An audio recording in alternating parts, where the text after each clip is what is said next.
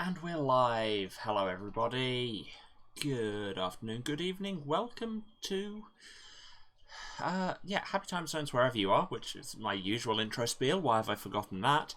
And welcome to an unexpected Wednesday bonus stream. Because like I said, I'm going to take a couple days off because I'm going away for the weekend. So I thought I'd do something tonight. And because we're out of the usual thing, I was going to play a different game. I was going to play some Humankind. It's just come out. It's the new 4X game from Amplitude, who made Endless Legend and Space, all of them. It looks very good, and I got a free copy of it from a friend, so thanks very much for that. So I thought we'd take my first look at it. I haven't looked at it at all. I literally turned it on long enough to make sure Streamlabs was capturing it properly. So you're going to get my first experience of it. Let's go over to that. Streamlabs, don't fail me now. Also, we can put the Axiom Verge death counter away.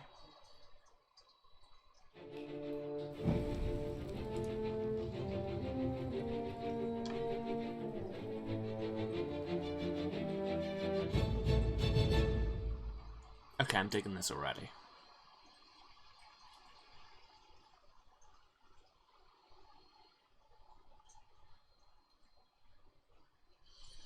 I think peasant dress, blue hair and a gun is an absolute look, and we should be bringing that back.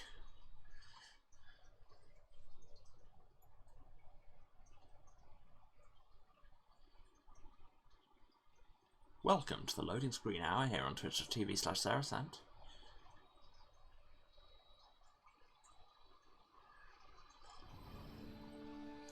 Welcome to Humankind. To improve your game experience, please show your familiarity with Humankind or other historical strategy games. We're not saying Civilization, but Civilization. Let's just check the accessibility. All the subtitles are on. Select to reorder. Oh, so it's click and click rather than click and drag. No, that's fine. Yes, I have played significant amounts of Civilization before, so let's skip to the advanced tutorial.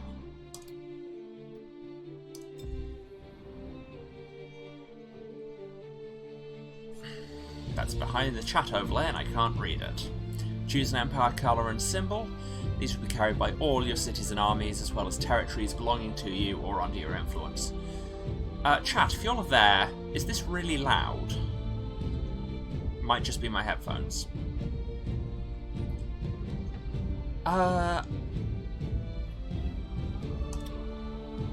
Pink? Nah, purple. No, that's fine. It's probably just my headphones. We've got to turn it up too high again. We have such a range of symbols available. My chroma is a bit weird behind me. What is up with that?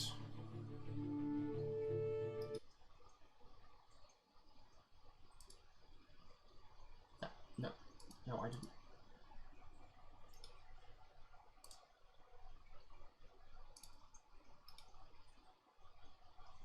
What has happened to my chroma? It's probably a light bulb's gone again.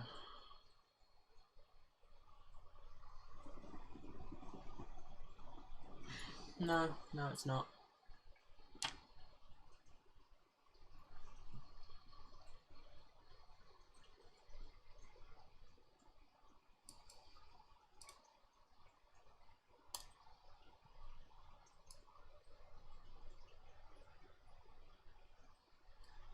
There you go, you get the double whammy of watching loading screens and watching me calibrate my chroma key. This is the best stream ever.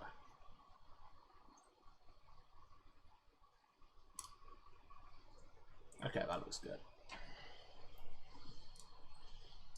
Now, where were we? So many symbols, like from all different cultures all over the world, which is... It's really neat that you get to choose your iconography before anything else, because I think that's one of the... From what I've heard, that's one of the things with this game, is that it doesn't so much lock you into one existing culture or civilization.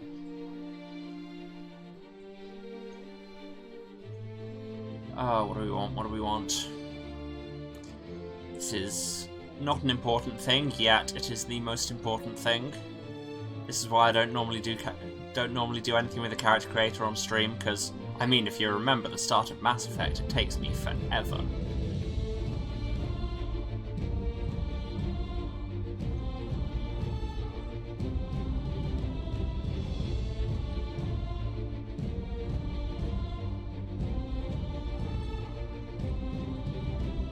I'm a big fan of the fish. I like that. Oh, and there's an avatar editor. Yeah, I'm going to be here forever. This is your avatar that other empaths will see when interacting with you. The clothes will evolve. You can modify other features. Changes are never definitive. Skin color. Pale as you like, because if it's me.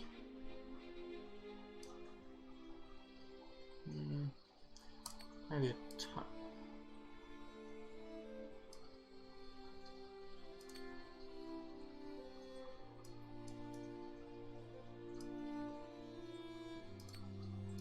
Ah, there we go, that's me.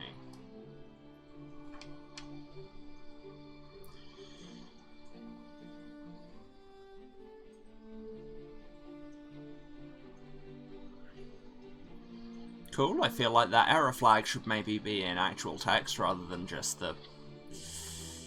But anyway, so we can be cruel, we can be explosive, we can be passionate.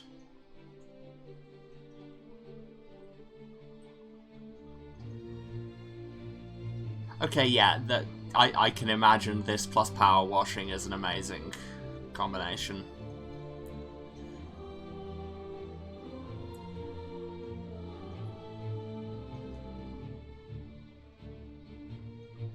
I mean,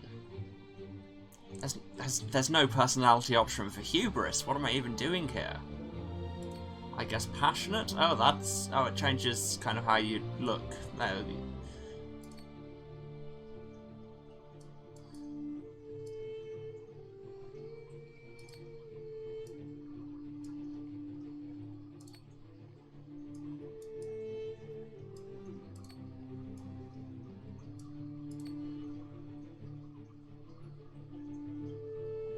Nah, I like thoughtful.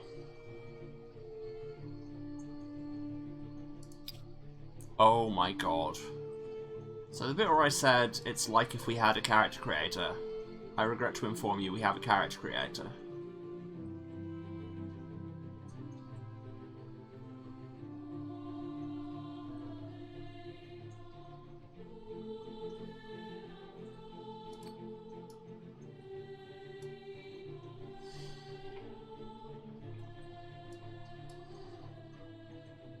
Maybe. That's a weird thing.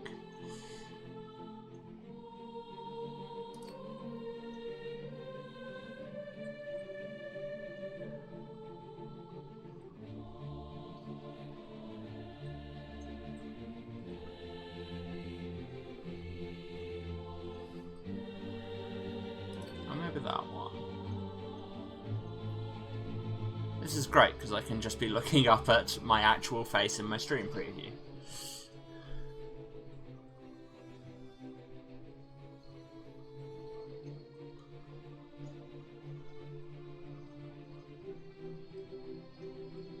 I mean, if there was a way to be like this but with a taller head, but the actual kind of height of your head seems to be pretty immutable in this, so... Eyebrows? Clearly very important that we have our brow game on point.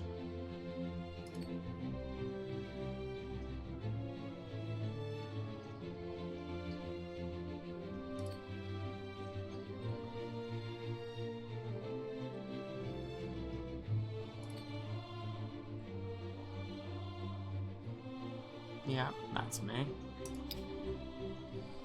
Eye color brown. Eyes.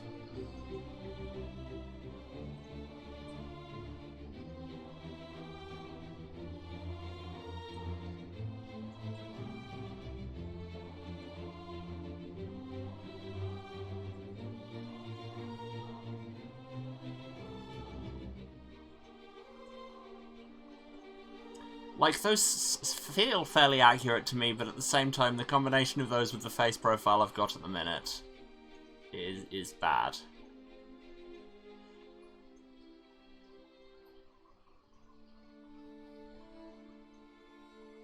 Yeah, wow, she's starting to look more and more unsettling all the time.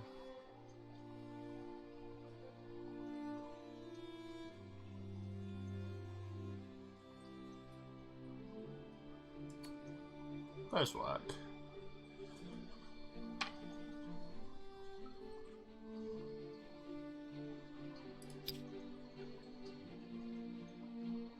Nose shape. There's so much hair.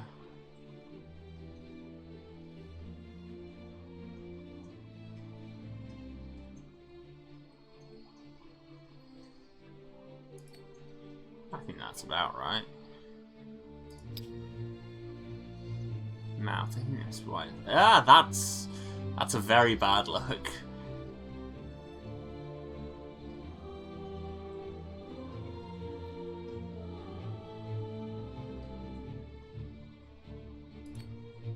That's solid.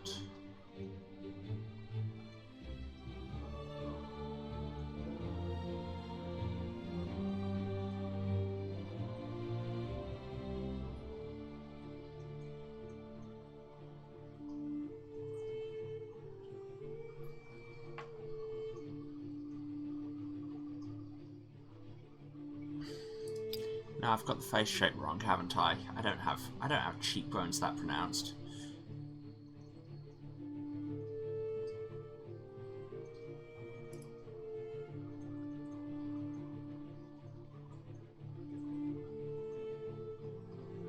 But even I don't have a chin that big.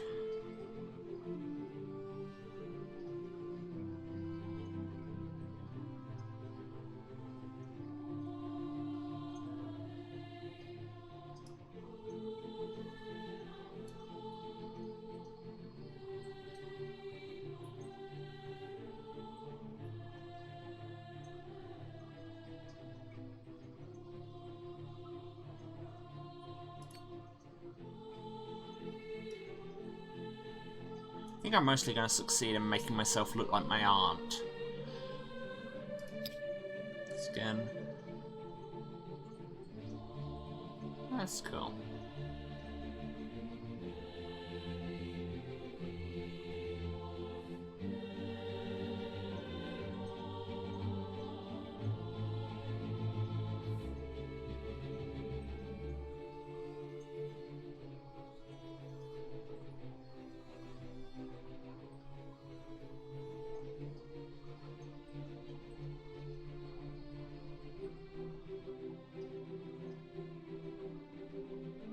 No, I think I'll just leave that blank.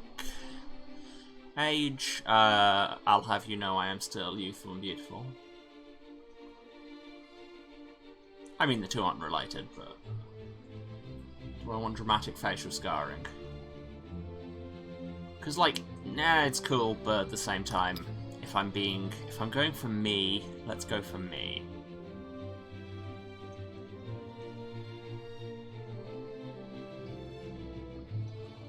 That is having some clipping problems.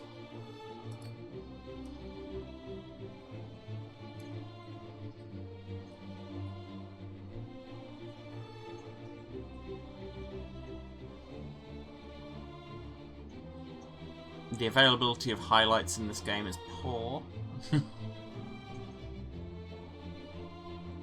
So, just black is fine. Yeah. Either that's having some real clipping issues or I'm in a wind tunnel.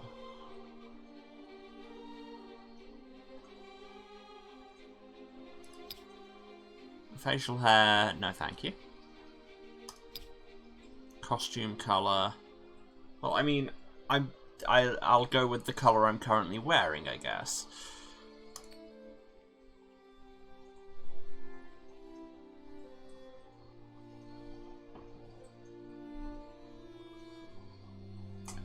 It's the face shape. I still don't think I've got it right.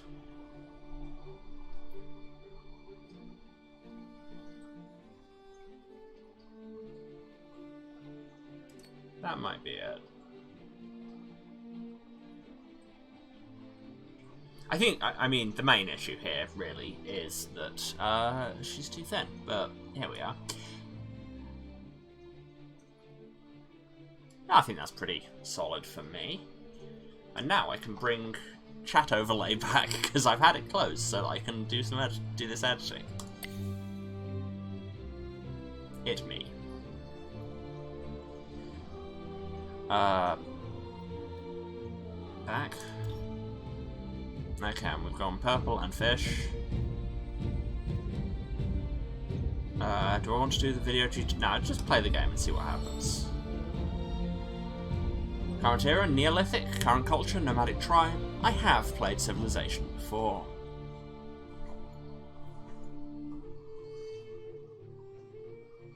There you go, 20 minutes into the stream and I have officially made it through the character creator. Which is a good time for me.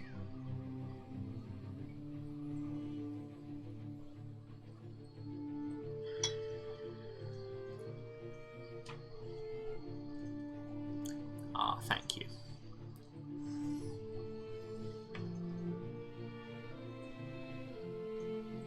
Loading screens. As loading screen art goes, this is pretty strong loading screen art. Our universe contains infinite stories, Video. most of which are about rocks and ice at sub-zero temperatures in a vacuum. Rather boring.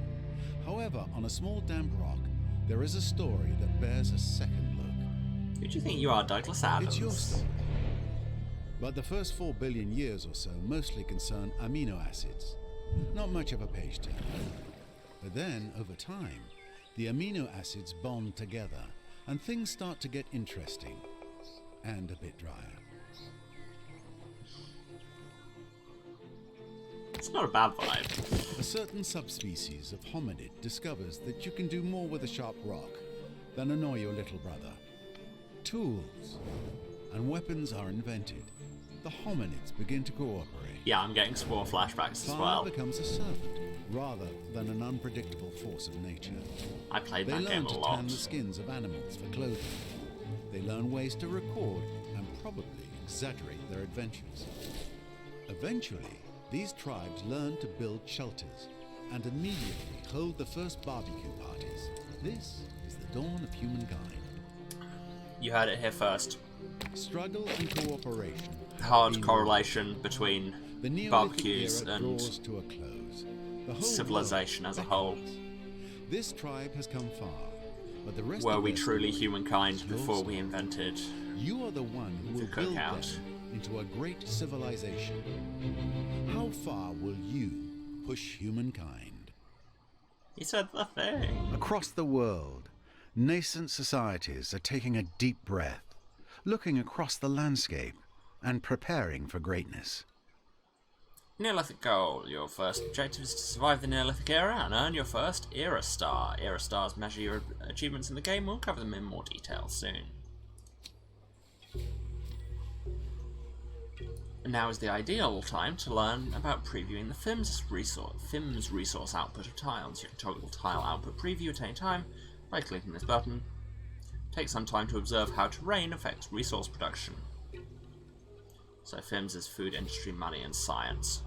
Oh, you can't actually see the tooltip there, but that's what it says. Based on it was FIDS in the Endless Games, which was food, industry, dust, and science.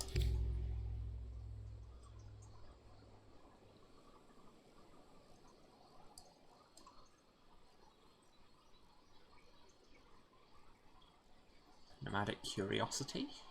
Got some sage over there. Got some horses over here.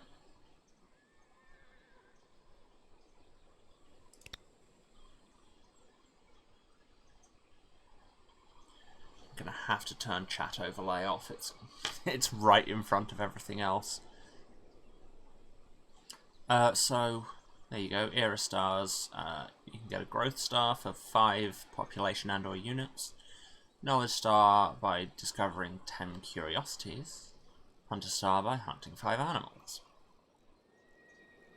Here's our other empires that don't exist yet.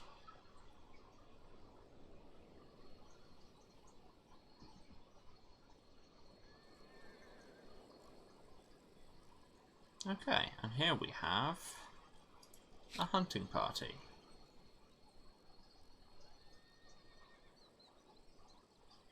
It's just our tribe.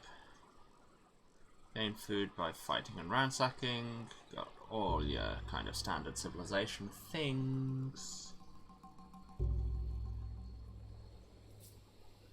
Well, why don't we go and check out that curiosity? Delicious. Though next time, it might be better if you washed it first. We found some nuts, providing 10 food. Right, and gather food. If you reach stock of 20 food, a new unit will join your army. Okay, so we explore, we eat things.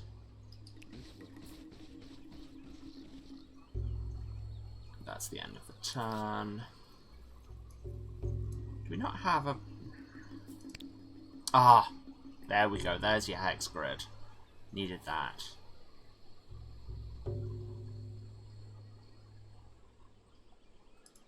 Just, any... So, this is the first time it's given me the option to the settings.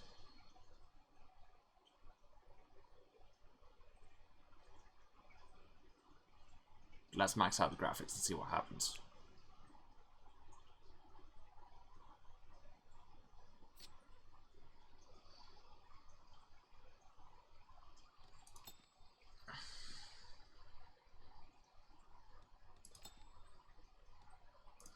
I don't need to changing most of this for now.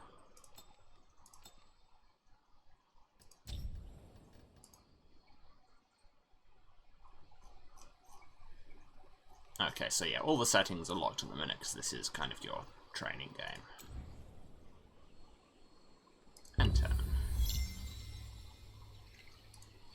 Let's go and Even those who have disappeared may have done something very clever. An ancient encampment providing 2 science and 5 influence. There you go. Your tribe has enough influence to found its first outpost. Outposts are crucial to the development of your early empire because they allow you to claim territories outlined by the white dotted lines, which you can just see there. Okay, let's do that. That will take twice as long to build, bring in slightly more food, slightly less industry. Now, industry seems important early on.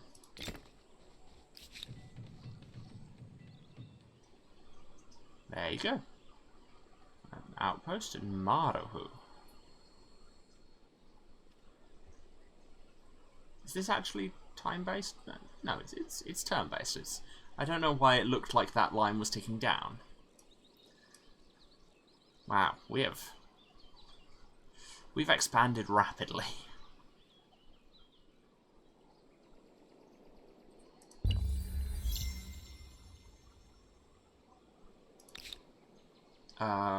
So can we keep exploring with these? Will the outpost keep building itself? Yeah, looks like. Freshwater harvest, got some more food, which has given me an extra tribe unit. So the units are kind of subdivisions within the army. Fair enough. Right, we've got 4 movement, I didn't see that. And turn. Go and grab this. Another ancient encampment. Got some more influence, but the next one will take 20. Ah, and here is the edge of our territory. Well, let's venture out anyway. I do like the animation as they reveal the... What's over there? As the map comes out, the fact that it's kind of gets built topographically, that's very nice.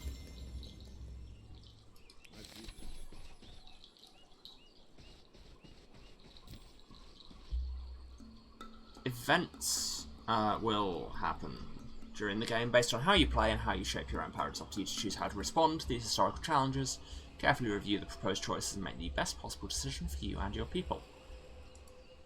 And then click here to see more. Violent pursuits. The last winter was especially harsh, the ground hard and the frost chilling to the bone. In the heart of the settlement, the tribe huddled close to share warmth through the coldest days, but for some it wasn't enough. Some needed to get their blood flowing, and they found a means through violent games, grappling, fighting, contests of strength and endurance. One contest, where opponents fight with hidebound fists, has gained quite a following, to the point that the outpost's usual foraging missions are under threat. Let's just say on this new pursuit. So we can encourage it, lose some food, but get better at combat. We can forbid it, and we'll get more food for the next 10 turns. Or we can codify it and invent a sport for cheaper domestication research. That sounds like my kind of thing. There you go, we have invented boxing, everyone enjoy it. Well, yeah, tutorial video, sure. Wonderful Lake Hylia has been locked by another empire. Well, I don't know what that means. This is the Empire screen. Here you can review the progress, achievements, and heritage of your empire. Most importantly, this is where you can track Era Star goals in detail. Take some time to familiarize yourself with it. Okay. So yeah, first to build a holy site, first to go to another planet. Those two things, I love how they're right next to each other, and they seem very, very far apart in real life. Nuke tests, discover wonders. There's wonderful Lake Hylia. Do a bunch of tech things, circumnavigate the world, complete the map. Okay. Ah, here we are. There's me looking like I should be going and joining Heilung or something. I mean, it's a solid look. Punching with rules. Yeah, that's what boxing is.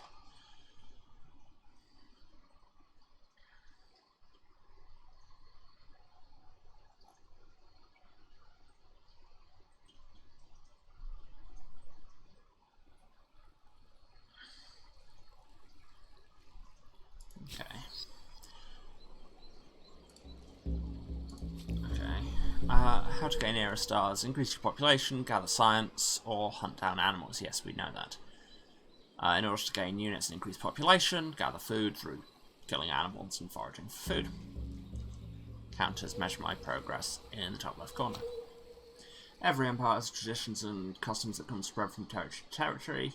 In humankind, this is cultural influence, or influence. Many ways you can get it. In the Neolithic, earn it by hunting or discovering science curiosities. You can use this to find your first outposts and take control over territories. Yes, I know, I've already started doing that.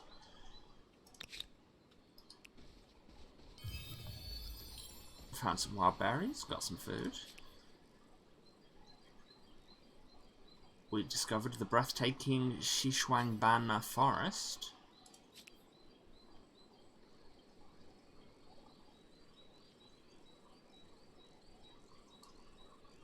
I like this little notification bar. That's nicely designed.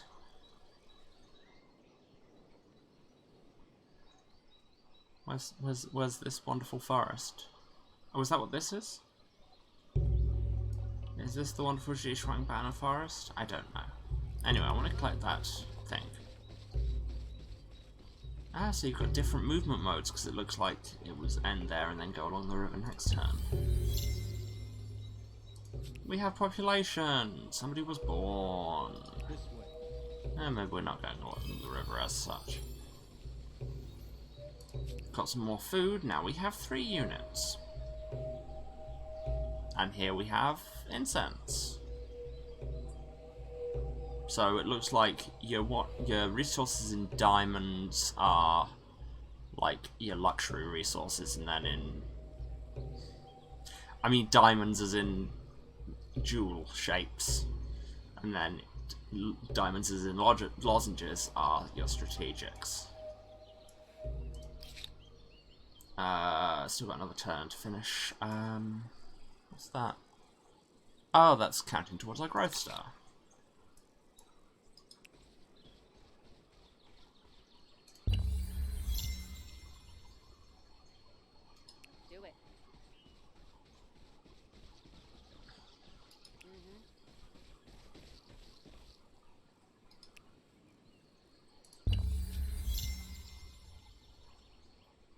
The Mycenaeans who have chosen a culture. That's not a culture you see in these games very often. Oh, and I have an event. The Fungal Hoarder.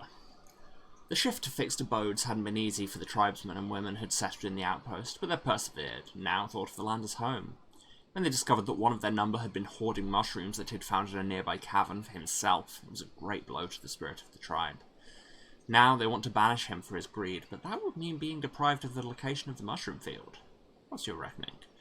So we can banish him, which will make city defences cheaper. We can protect him to make Marahu produce more food, or leave the settlement but remain of the tribe. His days will be dedicated to learning more about this strange species, get us some science. Well, we need that for stars, so let's do that. You have a button that's says execute movement orders. That's nice. I don't know where this breathtaking forest is. Which one? Is it this one? Is it like this one? Is it up here?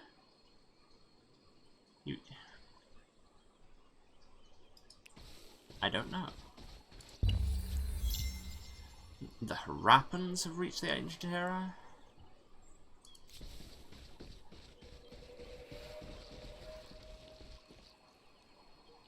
Wait, I just went straight past this curiosity, didn't I? What's over there? Grab some nuts.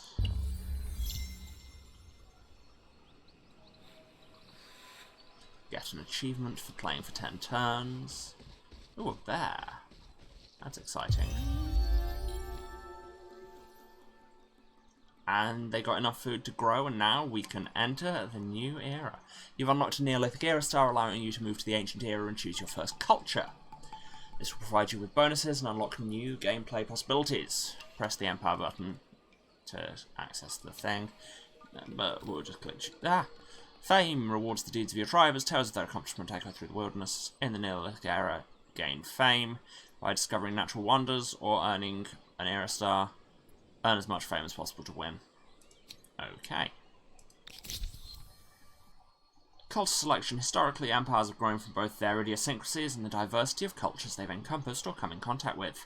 In Humankind, you get to combine cultures to create your own empire with more than 1 million possible combinations. Here are the cultures you can choose from for the ancient era. The Psychon represents the culture's affinity. There are 7 affinities: Aesthete, Agrarian, Builder, Expansionist, Merchant, Militarist, and Scientist. Look at culture details more closely on the confirmation screen. So we have the Assyrians, the Egyptians, the Olmecs.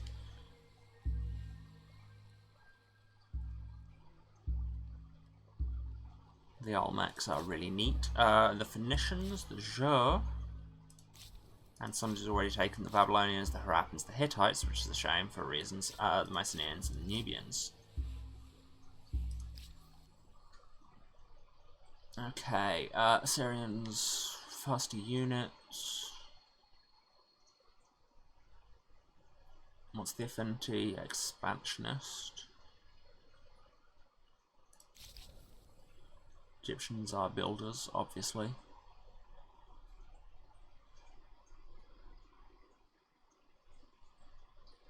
Can build pyramids. You know, that's neat. The Olmecs. Build giant heads. Nah, didn't mean to scroll like that.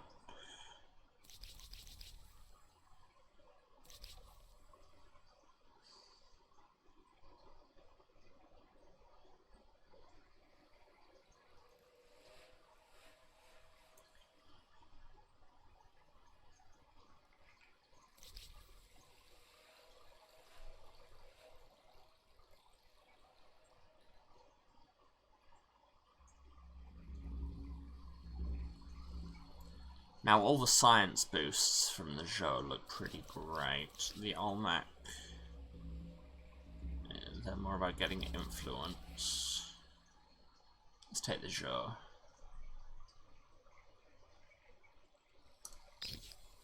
Okay. Oh, and you get appropriate clothing for each cut. I like that a lot.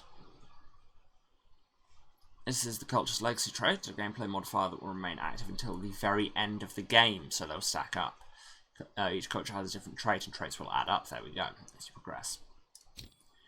Finally, an emblematic quarter and an emblematic unit, both of which can only be built by this culture. Bear in mind that they will require certain things to build. Hover over the thumbnails to see prerequisites. Confucian School doesn't have any. The Janche. Chariots. Need to research the wheel and have horses and egg fibre. The amount of information might look staggering at first, but I've played a lot of Civilization. In your early playthroughs, don't overthink it. I want to see what would look like in each of the outfits. I won't lie, we're playing Fashion Humankind for right now.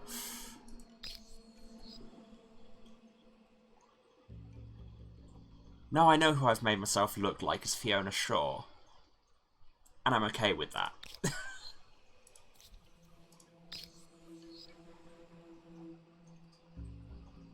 That's a weird look.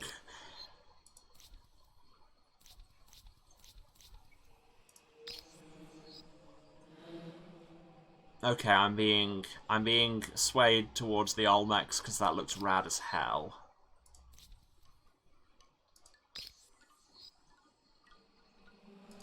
Yeah, Phoenicians are good, but I think it's the Olmecs. So, territory has more influence. We can build Olmec heads to give us more influence and food, but slightly lower stability. And we can build javelin throwers. We need carpentry, and Olmec heads are just once per territory. Let's do it. Yes, thank you, I will do me. Wait, no, I clicked end turn rather than confirm, didn't I?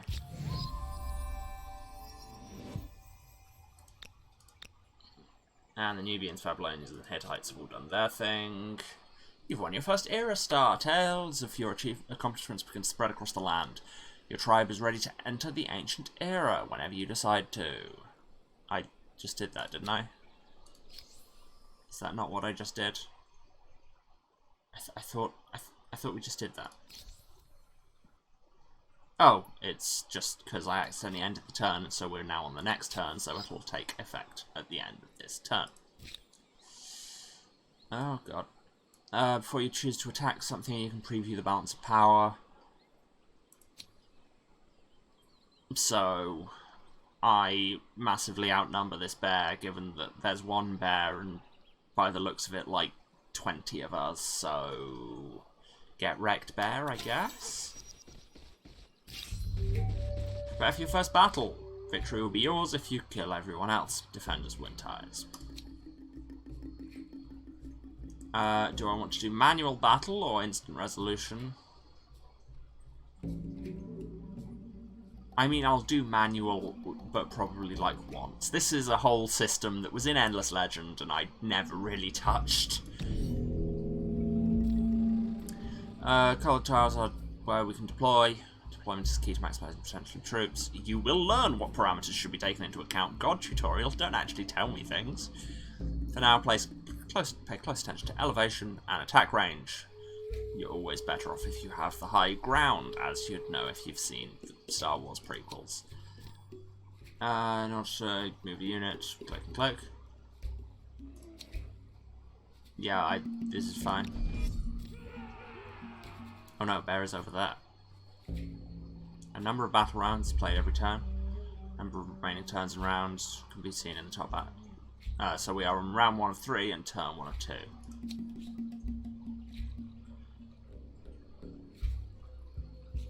Do we have to attack from below there? No, so we'll take between 11 and 25 damage. They'll take between 15 and 30. But if I open with these, we'll do much, much worse because we're attacking over a river. Apparently. Are we? Are we? I mean, we're on a river, but okay, that seems arbitrary. Okay, so yeah, fine. You'll start there.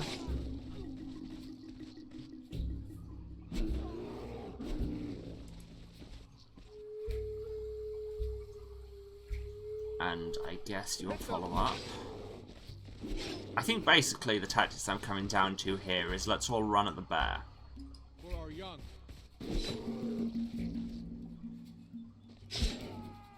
Because we have a massive numbers advantage.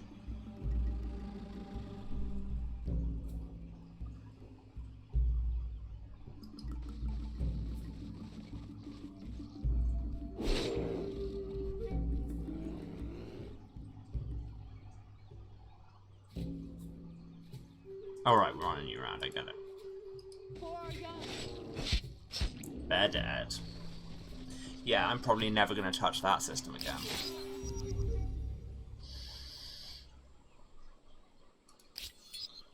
Hooray, we killed a bear. And that's counting towards an era star, because we're still in the Neolithic.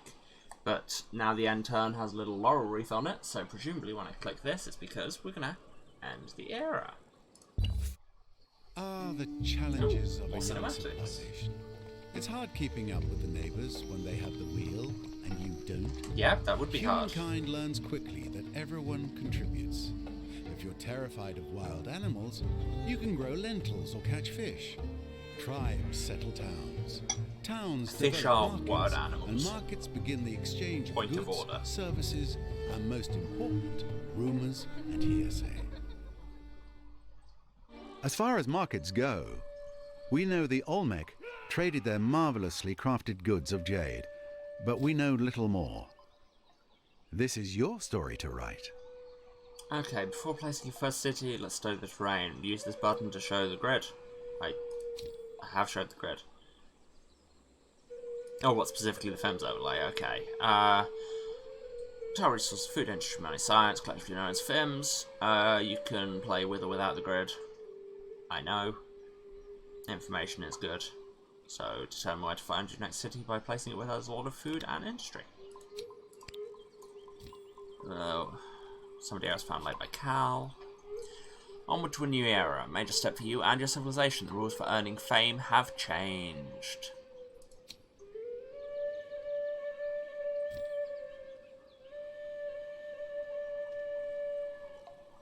Era stars are... Why are you moving?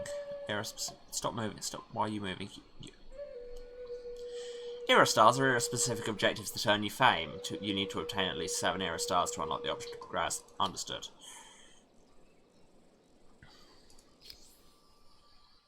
So we have stars for influence, building cities, building districts, having population, earn money, earn technologies, and kill things.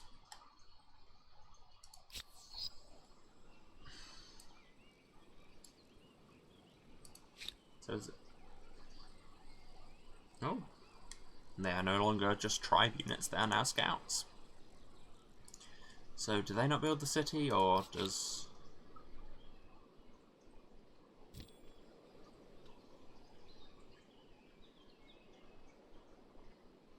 Okay, so we can build our first city, select the outpost you wish to grow into a city, well we only have one.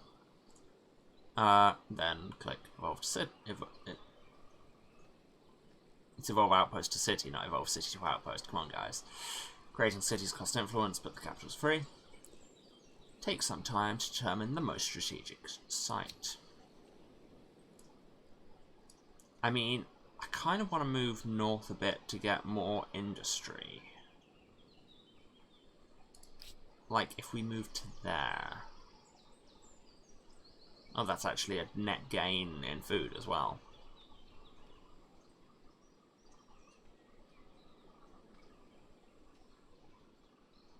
Everywhere is saying they're +2/+2.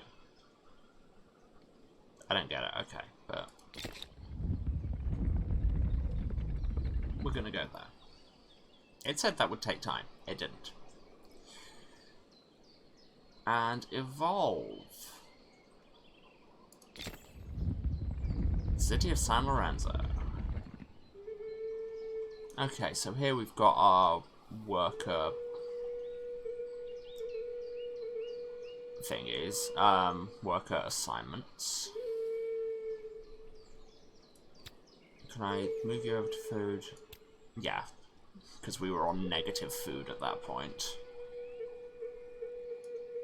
And we can build stuff here.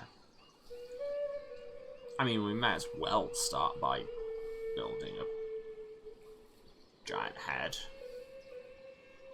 Costs a bit more than another district, but that's fine. So yeah, that's 8 times. That's fine. Let's build a big head. Let's build a big head. Put it over here near the food stuff.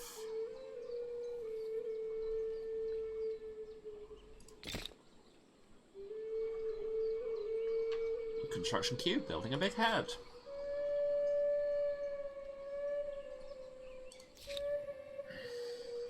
What should this army do? Presumably keep exploring. Answer my own question, really. Right, I need to gather more influence to build another outpost, but that's fine.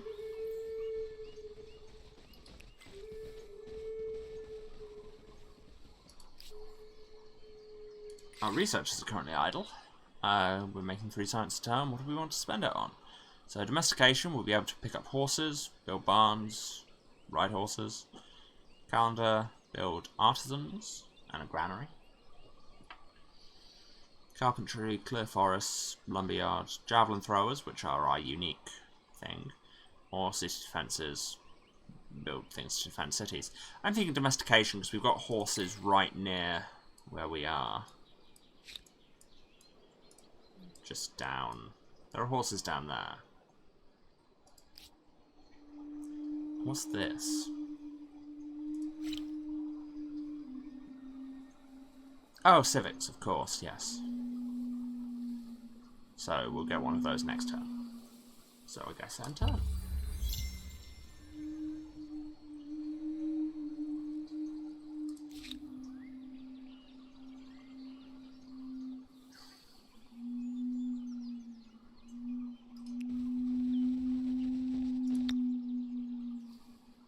Alright, we have to... You only get certain places where you can claim them. Well, let's take the industry.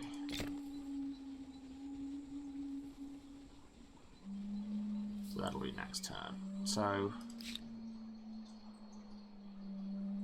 we have no enactable civics. Okay, I misinterpreted that then. Oh god, why are we in this? Oh, it's just a straight zoom.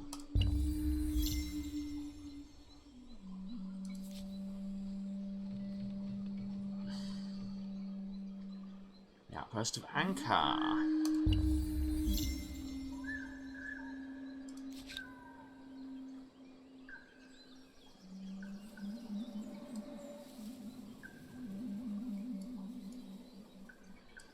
So, can I see any neutral territories? Are there any places we can build another outpost legally? No? Oh. It's just anywhere in here, but I'll need 20 influence, so that's fine. Head down into this territory anyway. Ooh, things. A competitive curiosity? That sounds interesting. It is not just a bunch of buildings. It is warmth, protection, and, praise the gods, a bit of privacy.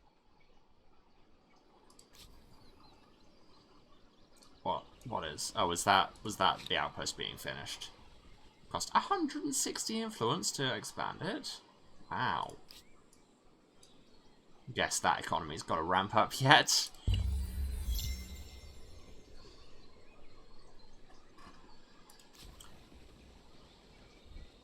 Oh, that's a mammoth. That's a mammoth. But luckily, we massively outnumber the mammoth. Well, guess we're killing a mammoth. Instant resolution. Oh, hey, we won. Go us.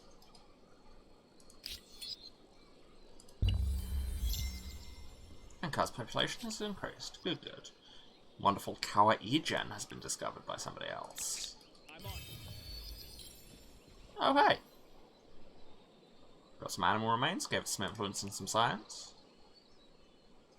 And we've unlocked domestication. We can now get horses, build barns, have scout riders. That's cool.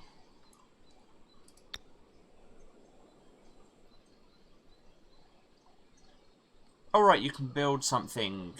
You can build outposts anywhere. It's just... it highlights the best places. Which is nice. I appreciate that.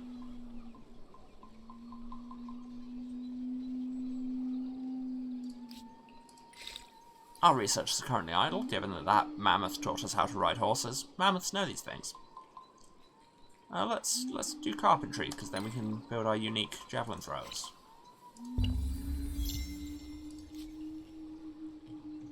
They go and found a sterapy.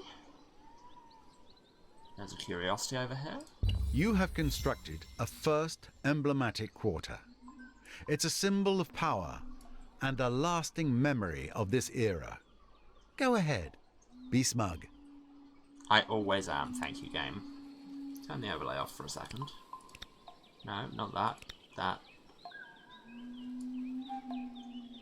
Excuse me, where's my giant head? I was promised a giant head. This is as far... Oh wait, no, that is a giant head. I thought it was a dome. No, that's a giant head. Fair enough, game. You win this round. Wait, why am I turning the film's overlay on? I don't need it. Off we go. Add some animal remains, get some science and some influence. Let's do all move left. Come over here. That's a weird non-accent you've got there. You can build more districts.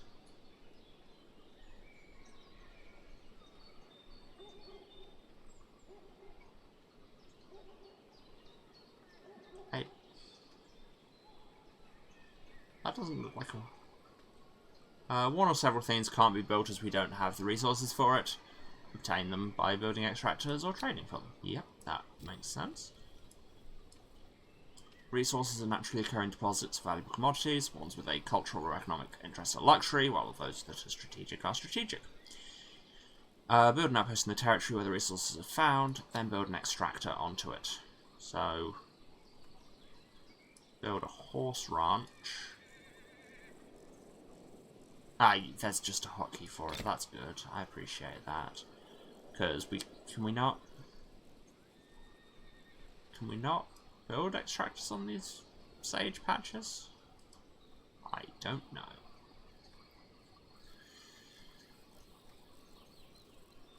And let's queue up a pottery workshop as well, because that'll give us a bit of better influence gain.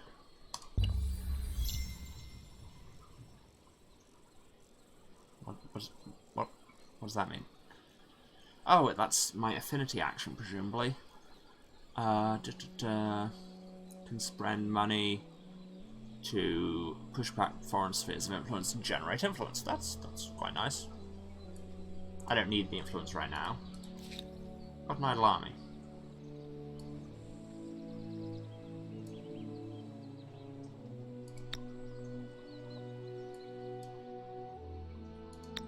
Yeah, I don't want to... Can't build another outpost in here, so let's just take... What the... You can ransack animal sanctuaries, outposts, and city districts. Select the ransack action. A rich, diverse habitat with plenty to sack. This is a breeding ground for peaceful wildlife who range the surrounding area. I mean, I don't want to ransack the animal sanctuary. Over this way. That sounds like a bad thing to do.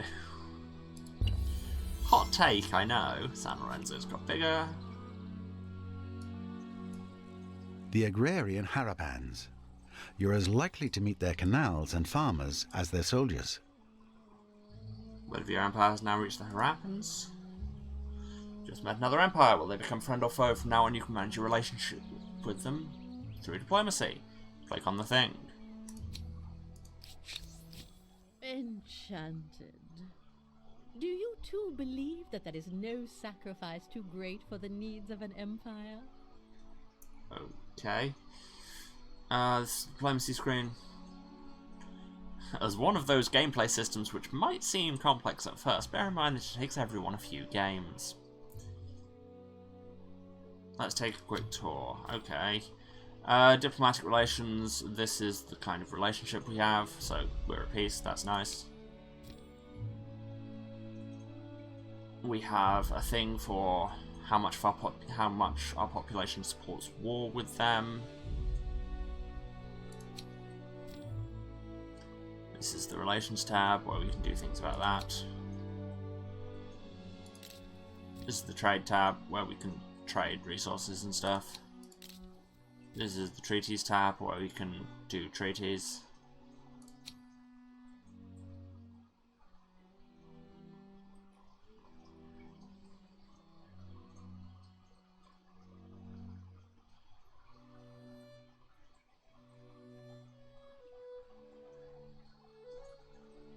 So what? Can we just do all of those now? It's just non-aggression?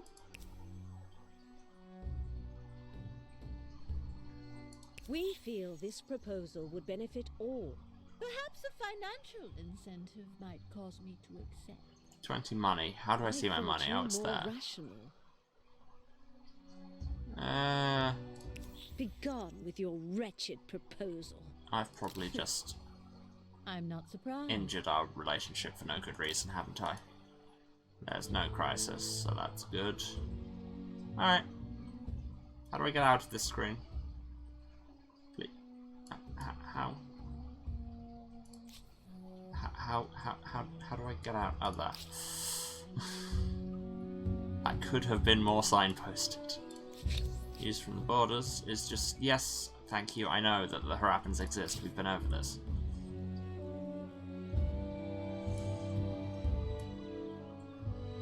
And there they are.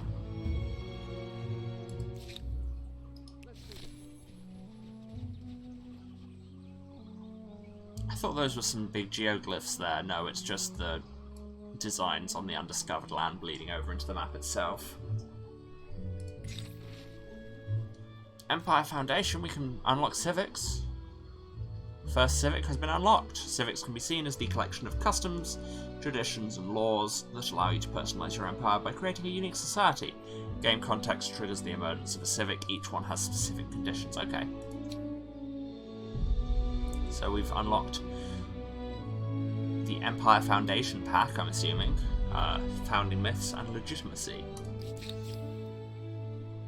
Okay, so we get to choose between them. When voting your civic, you can choose either option, but each path might affect the empire in numerous areas and do other things. If we have enough influence, we can vote for a civic, otherwise come back later. So, natural right would, claiming that we have inherent dominion over the land and beasts, means we move away from tradition towards progress and we get more influence. Divine mandate takes us towards tradition, gets us plus faith. Faith is not a mandate, not a mechanic you've taught me about yet. So let's enact natural right. Why was this even a question? Let's keep it simple. We've been here. It's our place. And also we can vote on legitimacy. What style of laws do we use? Customary laws, which will shift us back towards tradition, but make outposts cheaper. Codified laws take us even further towards progress. Cheaper attach outpost and absorb city. Yeah, let's do that. Just imagine, once you discover writing, you can literally throw the book at them. So we've got our 7 branches of civics here. That's cool. That's an interesting system. Oh, okay, this forest is Xishuang Banner. Would have been nice if it told me that before I had to zoom out all the way.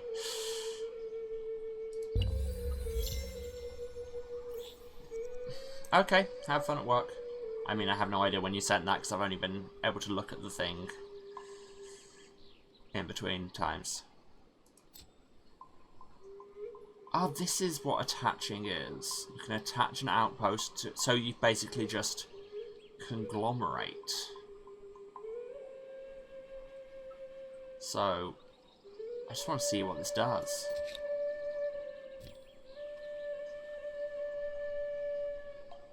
The city is growing, that's all good. Surplus food feeds population growth, yeah.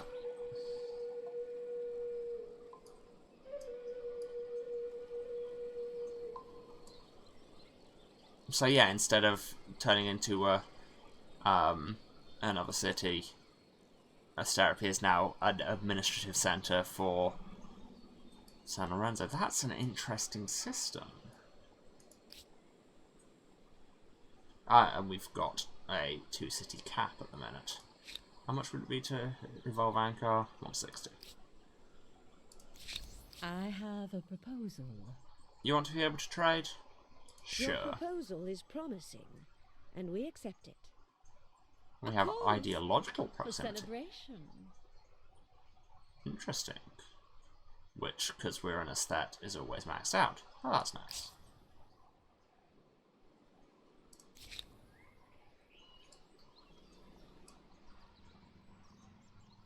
Follow me. Yes. Okay, more mammoths.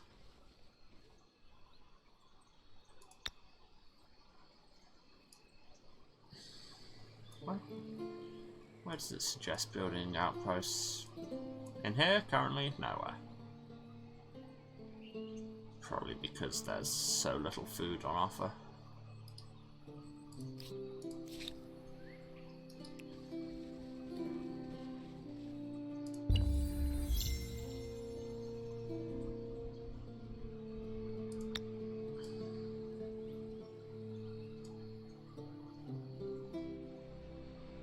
Yeah, there's tons of industry around here, but I could really do with more than like 5 food max.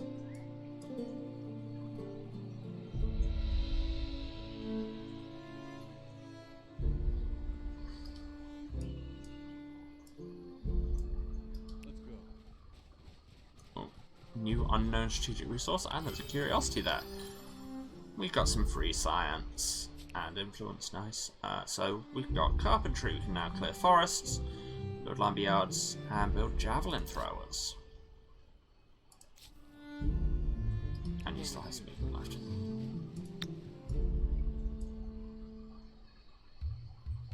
Wow, yeah, the land around here is garbage for making outposts. What do we want to research now? I mean, we should probably finish clearing out the basic ones first. An artisan's quarter to extract resources, to extract luxury resources. That's why we couldn't do it, because we could only extract strategics before. There you go. Let's make the calendar.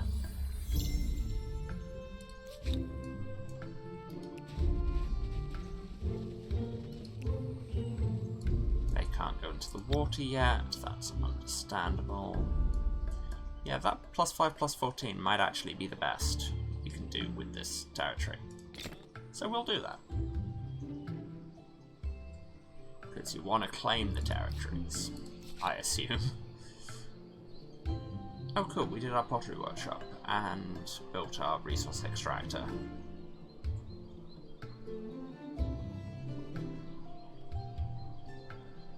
Where do you see stability? Because I've been seeing things referring to it. That's fortification. Is this... Ah, that's stability.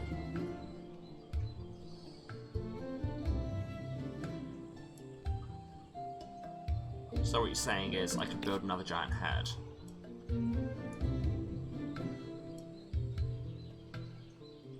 It would mean losing some industry.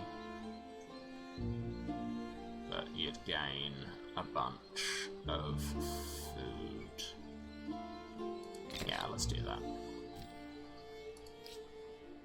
Oh, there was a tooltip there about attaching territories. Didn't see it. Ankar has grown. It's nearly got enough influence. Oh, create a religion. That's... Didn't see this coming. 1 faith per population or 5 faith per attached territory. I think shamanism sounds good. Ah, and now we have a religion thing. Cool.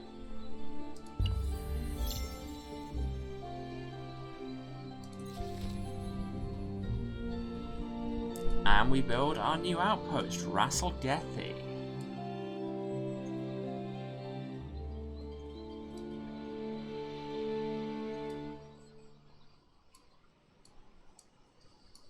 Expands our territory all around there.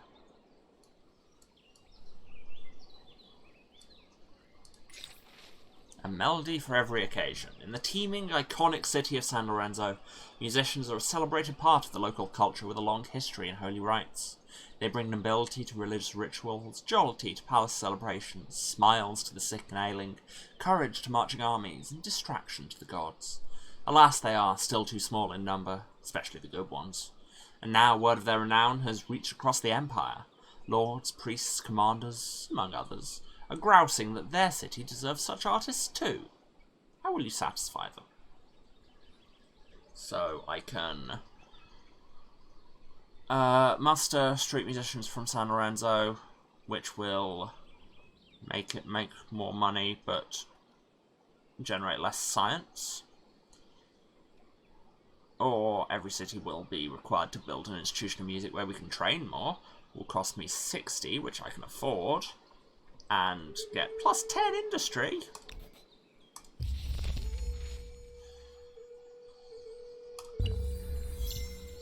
That is a good number and I like it. We have researched the calendar. We can build granaries and luxury resource extractors. Neat. And you can keep exploring. And let's get the last basic one, so learn how to defend ourselves when the Harappans turn on us. People of San Lorenzo converted to Olmec shamanism. That's cool.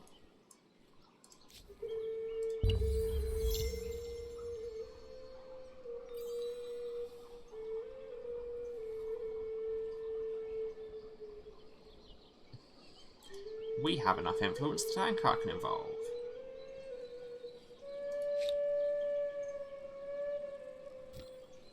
Ah, and now...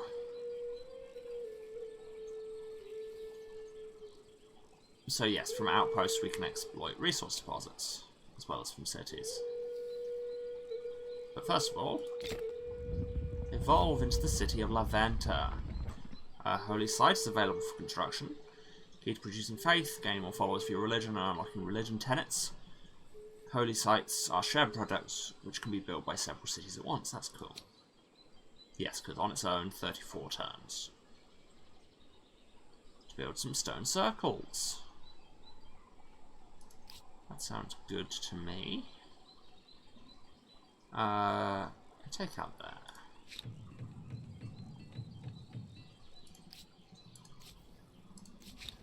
But then this is coming from someone who, like, immediately starts building wonders in lieu of everything else when playing Civ. Here's a redoubt. A violent tribe dwells in this place. Expect retaliation for sacking this camp or even exploring nearby. Well, that's not great. Now, I could get some sage.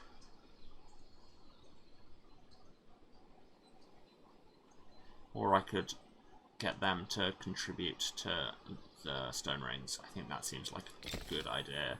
Ah, there you go. It's gone from 34 turns to 8 turns. Melody for every occasion. Creating an institution dedicated to music in every city was an excellent idea. Thank you, game. I thought it was. Performers produce refined, delicate compositions, and many pay for the privilege to hear them play. Music is a serious, artful practice carried out by trained adepts. Is this like Civ meets Black and White? Yeah, basically. Oh god, I was going to make a Black and White reference earlier, because the word idol just gets a song from that stuck in my head. The strict classical musical culture is well established. Oh god, we've just codified everything. Like, I get that in game mechanical terms, but at the same time, now quote-unquote properly trained musicians are going to be insufferable.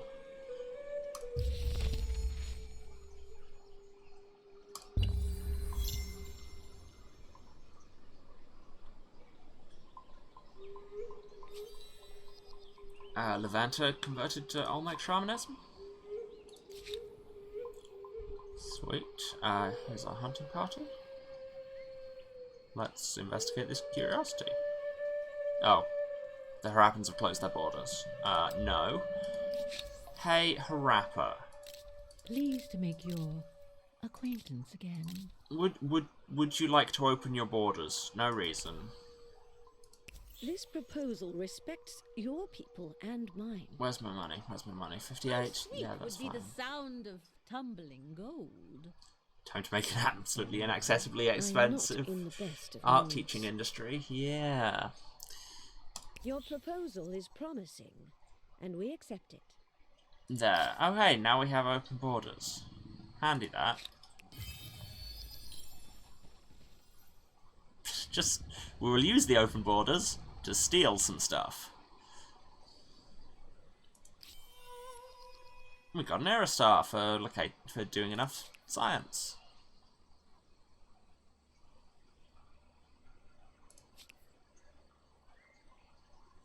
Use from borders. What? What do you want? You have asked me to open this and suggested nothing. You're wasting my time, Amarklo.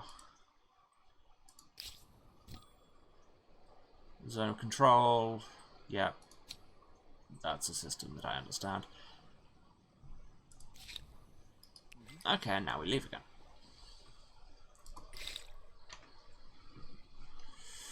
What do we want? Fishing? Fishing sounds useful. Irrigation. Arms working. Oh, it's copper, is that symbol? Oh, I guess because it's wires. How English of me. Yeah, but I mean, there's a certain kind of mindset you have to adopt to play a 4X. Yeah, let's take to the seas.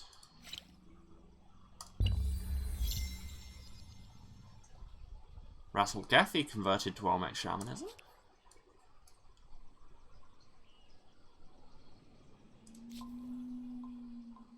That is hostile mercenary. Over this way. Maybe. No doubt this independent people possess sophisticated customs, rights, language, and beliefs. I do hope you're going to treat them well. I mean, the city was founded by an independent people. They claim their own territories, but will not expand further and will in time decline. Select the city to see how you interact with independent people, apart from invading them, that is. Paying money or influence for the patronize action will give you an increase of your relationship with this independent people per turn, showing your support and strengthening their empire. There's a ramble in me about game mechanics as story and politics. Oh yeah, no, I'm right there with you. The mechanics are the message. With time, you'll reach thresholds that will unlock special actions depending on the nature of the nation, violent or peaceful. For example, you can gain the ability to hire them, buy their resources, be assured that they won't attack you or share maps. Ultimately, you may be able to assimilate them. So they are... This is the Hyksos. I love it with like the city-states in Civ as well, where they can get all the kind of really minor historical civilizations in there. They are violent. They are at their zenith. They like collectivism and progress. Well, we're very progressive.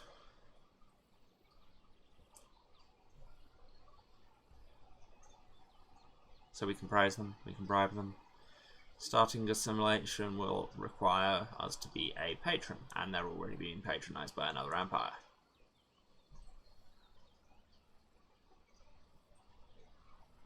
Well, what if we patronize them more? Why did I think we were the pink? We're purple. And also we paid them. And also we patronized them even more. And even more. Come on, Hyksos, love us. You shall love us. Time for your first battle? I bet you're absolutely dying to see how your fighters handle themselves.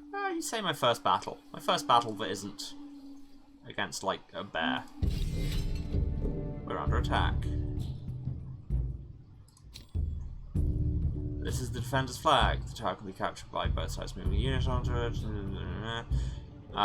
If the attacker controls it, they win. So what, you're telling me there are more rules when it's not just us fighting a mammoth? Fine, let's do a manual battle and see. You... No. Why can't I... Why can't I deploy you there? Over this way. Okay, you have to right-click. Nothing made this clear.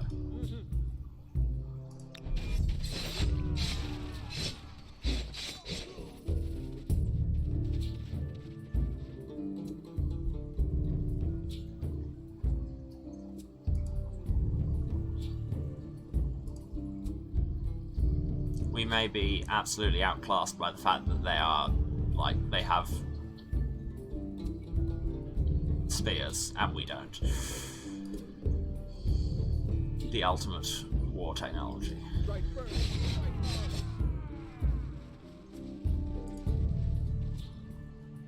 Now.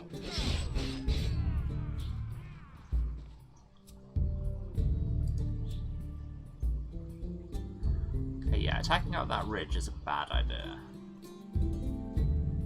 Follow me. So I should maneuver around behind them. That seems sensible.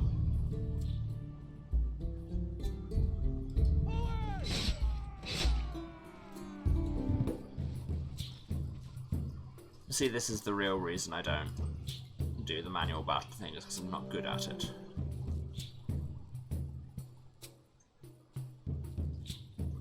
And round that.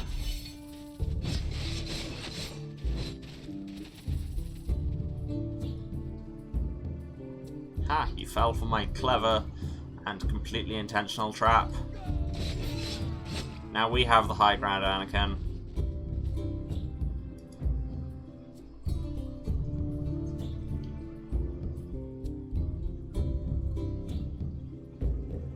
Will do. Attack!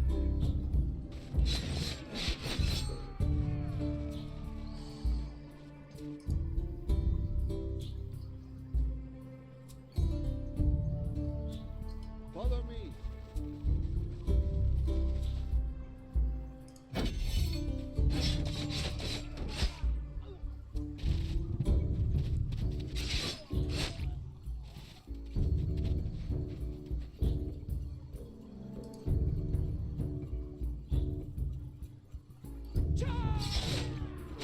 Kill you.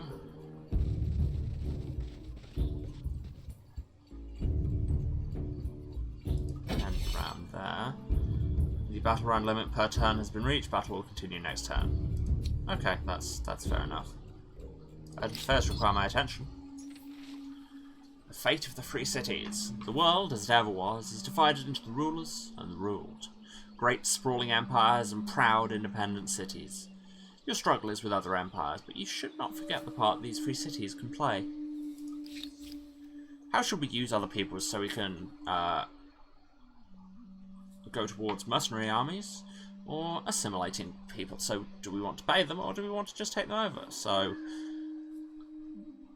our choices are between world and homeland.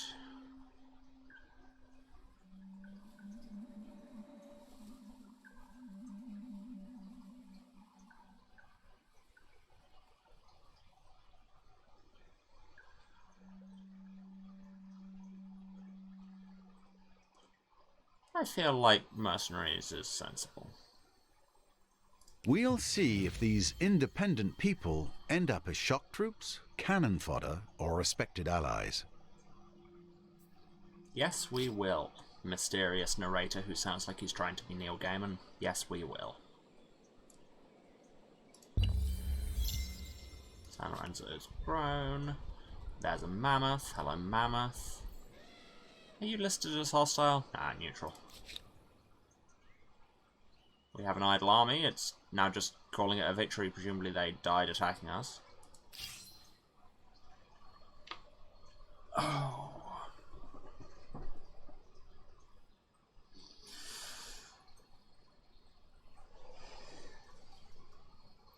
Neutral mammoth, my band.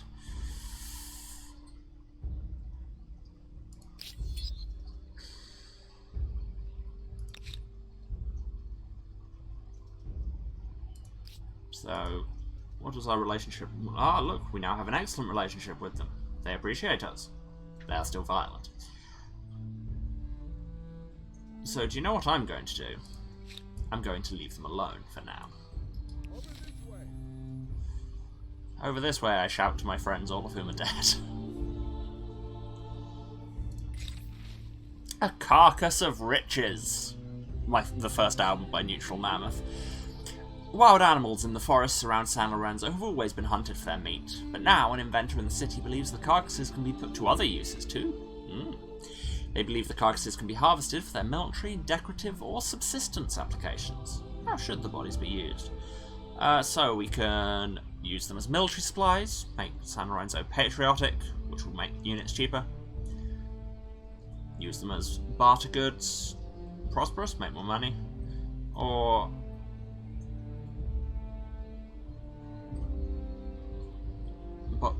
bodies of whom?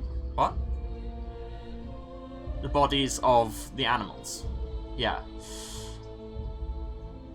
Or use them for food. Make more food. Nah. Trade.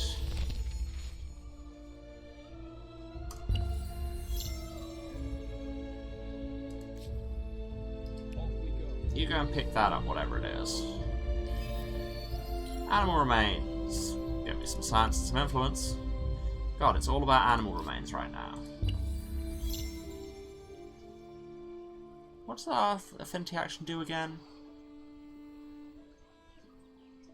Generate more influence, basically. Didn't hear the start of that and immediately thought that story about launching plague bodies into a besieged cities. Yeah. No, these are the bodies of the, like, bears and mammoths and things that I have been fighting. Devotion and respect for authority. Good. Just be careful of fanaticism. Yeah, we've got a holy site. Over here. Look at this holy site. Big stone rings. Yes, I could launch a dead mammoth at people and it would probably work, because it's a mammoth. The Rappans now feel differently about you. Ah, so pleasing to see you. Ah, it's now cordial. Yeah. They like that we did treaties with them. They have, like, twice as much fame as we do, which I don't care for, but here it is.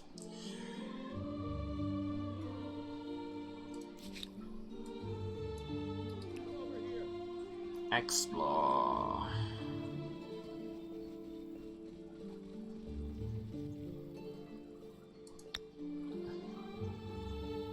Let's build an outpost over here, shall we? 10:15, I like that. Let's build an outpost over there. The pathing looks really weird when it's combining with the 3D topography like that. Oh, and there's a curiosity over here. Basically what I'm saying is I should have more than one exploration unit. Some stability is dropping, but that's because... yeah. Stability changes over several turns. If a city receives a stability bonus or malice. You don't hear people say malice very often. It will take a few turns to reach the final equilibrium value, so you've got a chance to solve it, which is a nice system. So it's at 90, but it will Stabilize at 100. Yeah, it will evolve every turn by 5% until it reaches 100, so that's fine. Do I want to build another district? What do these infrastructure things do? More food? More food per farmer, more farmer slot. More influence. More industry on forests and woodlands, which there aren't a lot. Fortifications.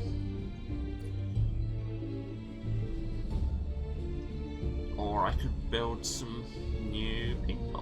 Why don't we build some scout riders? What public ceremonies? Oh, it's just like, yeah.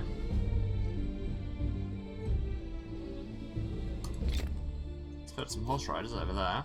And over here, stability goes down as cities get larger. Yeah, I get that. We can build some resource extractors. Let's get a sage plantation. Let's get 2 sage plantations. Let's get 3. No, this is not a sage plantation. This is a papyrus farm. A city can attach an outpost if they're adjacent by paying a certain amount of influence based on the number of outposts already attached to the city. Yeah, I know. I already did it. You could attach Rasselgathy. Just saying. Why not?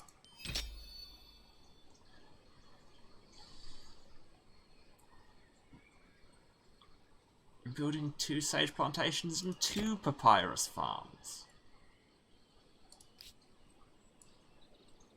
Can't think of a sage variety that will thrive in the same areas as papyrus. Yes, well. That's all I have to say there. I do quite like this map when you zoom out.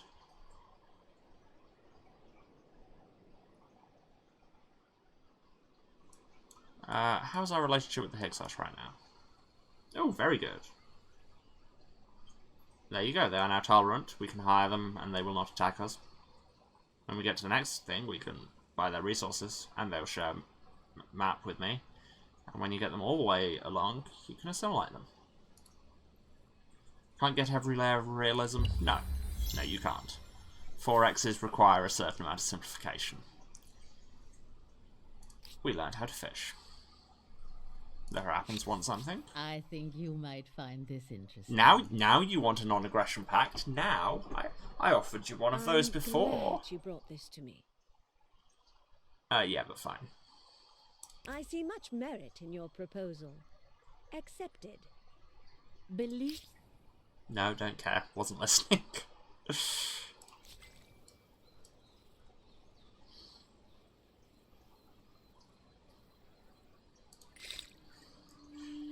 But now, what do we research?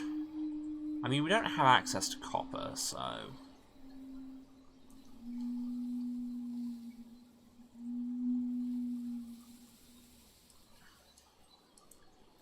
We've got a bit of stone around. But irrigation might make more sense. Yes. Yeah, forced labour. That's what we're calling it.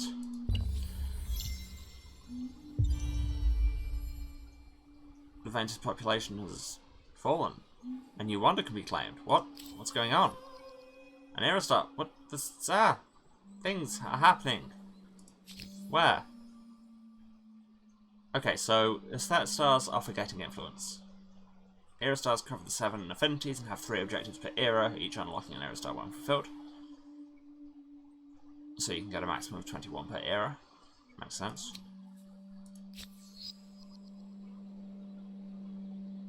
Okay, I got that. What was the other thing? A new wonder can be claimed. No. How? Ah, here is the event. Select a cultural wonder to see its detail, and if possible, claim the right to its construction. Okay, so this is just building wonders. It's just a different thing. So that makes districts cheaper. Hanging Gardens of Babylon is a better luxury resource extractor. Stonehenge faith stability and more food and stability with people following the same religion. Temple of Artemis, more health regen and faith, and we can move through forests for free. That sounds pretty nice. I claim.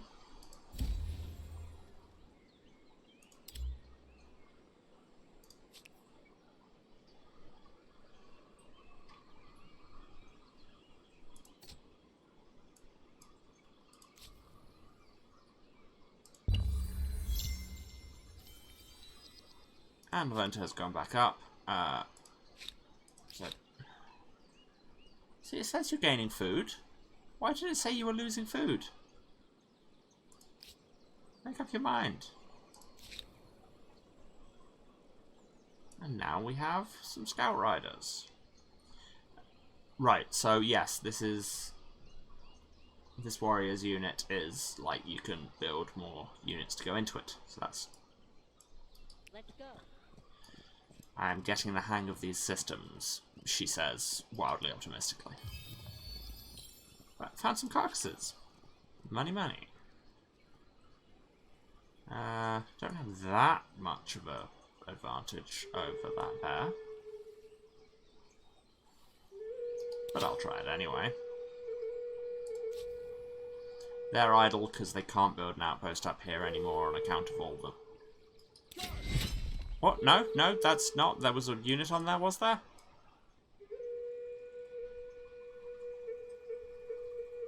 No, I did not mean to attack. Oh, that's... I was trying to attack the city. No, don't do that. Please don't do that.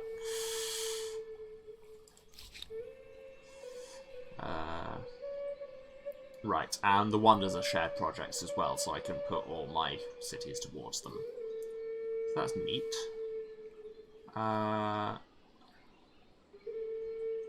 Let's build a maker's quarter so we can generate some more industry.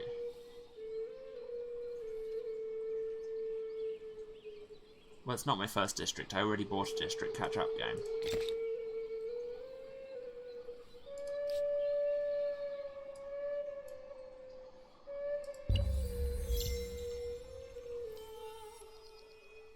One of the Builder Stars, and I got an achievement for getting friendly with the Hyksos. Builder Star for building districts. What is this, a Stefan Feld game? A new independent people. And who are they?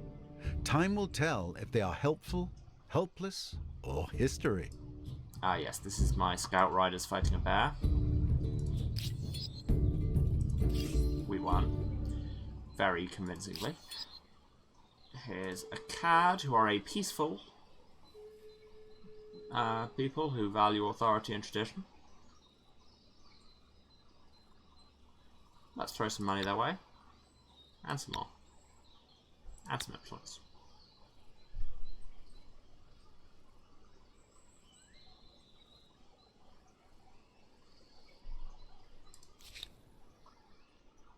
Let's go. Over here we find some animal remains. There's a lot of things going on in this. Oh, here's an animal lair. Here's a bear that's probably about to eat that scout. Well, it's two bears, actually. Definitely going to eat that scout. The growing faithful. The Empire's religion grows. More and more followers coming into the faith every day.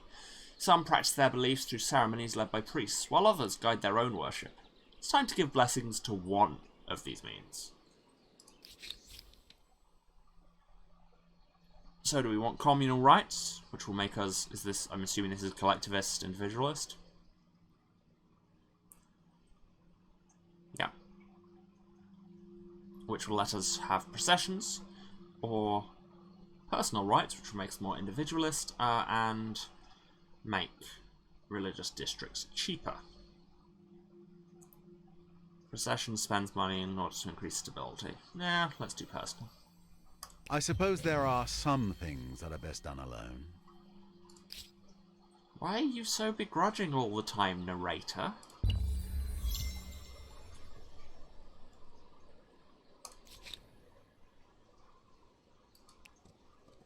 Go and investigate that. Got a ruined shrine, And learned how to do irrigation. Nice.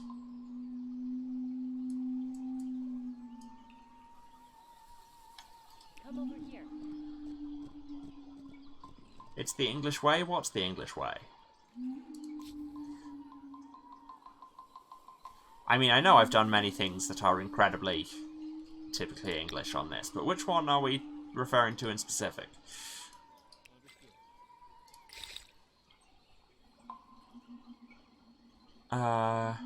Still don't have a lot of access to copper, so masonry. Oh, the begrudging narrator. Yeah, I suppose that's fair. Given that I've already compared him to Douglas Adams and Neil Gaiman.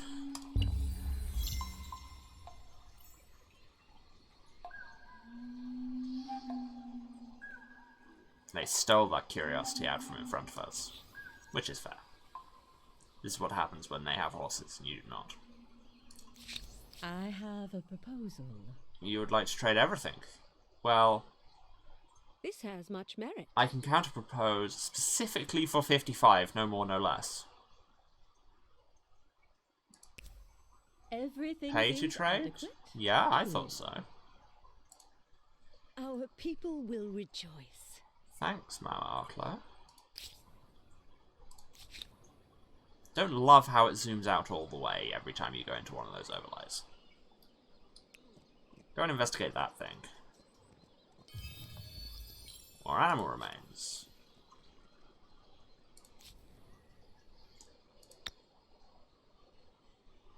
Go and build an outpost. Now that we can afford it here. Zhang. Zhang will enter the sphere of influence of the Harappans in 5 turns. Well, that's not ideal. What if I do a cultural blitz? The Harappans forgave a grievance. Oh, okay. Yes, because we claimed territory too close to them, and they're like, well, we could hold this against you, but we won't. Cultural blitz. Immediately bring one of our empire's territories back into our sphere of influence. Gain influence for each adjacent territory already in my sphere. If I do not have the strongest influence in the territory, there's a high chance it will start converting back. That's fine. Choices you make steer your society ideology along a number of ideological axes. Ideologies grant various bonuses depending on your current position. Oh, that's what the boxes are. I see. I see.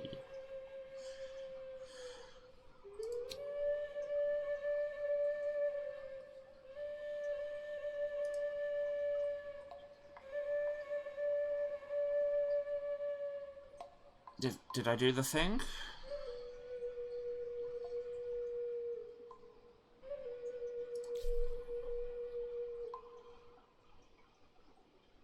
Did the thing...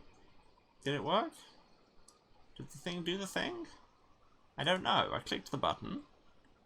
Okay. It's on cooldown, so I assume it did work.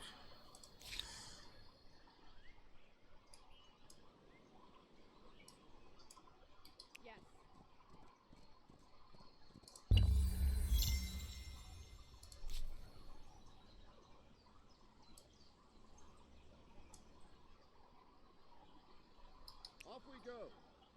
I mean, they're never going to get there before anyone else, but hey. Come over here.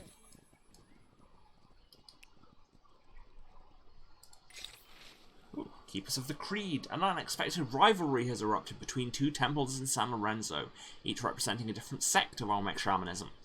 One temple argues that religious matters should be left in the hands of dispassionate men, while the other contends that only women with their capacity for nurturing life possess the necessary understanding for these affairs. And meanwhile, I'm sat in the palace going...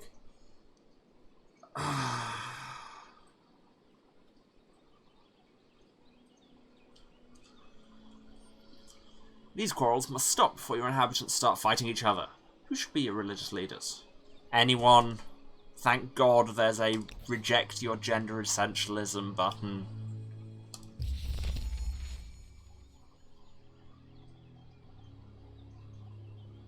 To be fair, I don't think that's so much the game espousing that belief as saying that's what these people would say.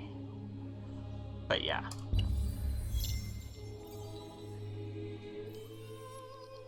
We got an air star. We got an agrarian star, which is for what? Building farms, is it? Oh, it's population. We discovered the breathtaking virgin Comey forest.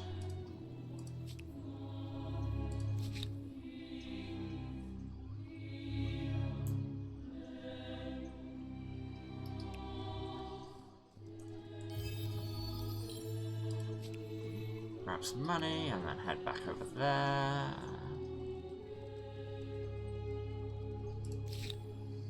An idle city, San Lorenzo's. We can now build a harbour to exploit coastal towers and build ships. Won't be able to navigate deep waters until we have better ships. Understood. Thank you.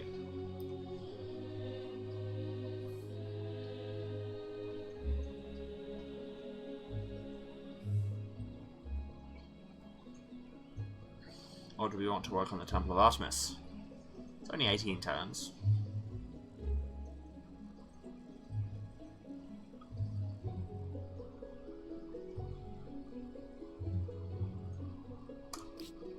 You know what? Yes. Yes, we would. What do we not mind losing? There's a 1 food tile there, that's fine.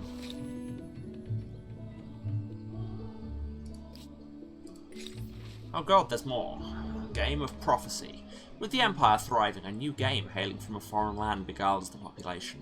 Everywhere you go, the distinctive game board and pieces catching your eye. Insisting on a public demonstration, you play the game under instruction in your palace court. The event has a sting in the tail. The game is reckoned to be a form of divination as well as entertainment.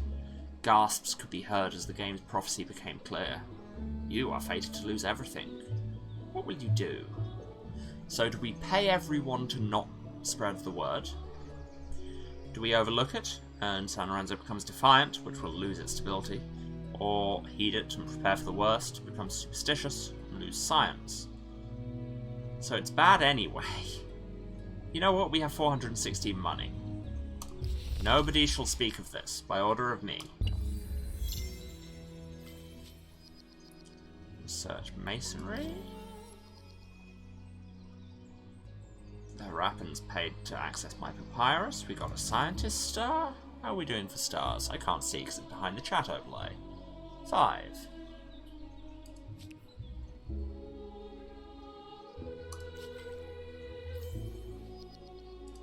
Picked up some carcasses for some money. Got an achievement, not sure what that was for.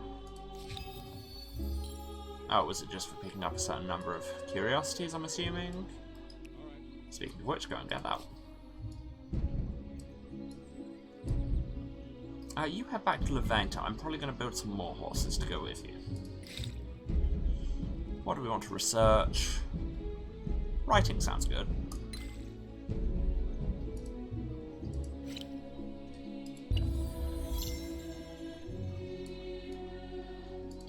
You should take a brief detour to grab these animal remains, and then head back to Levanta.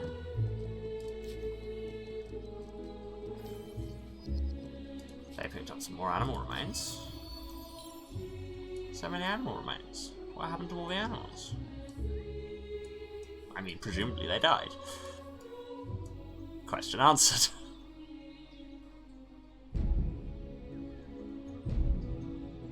You head over to Zhang for now.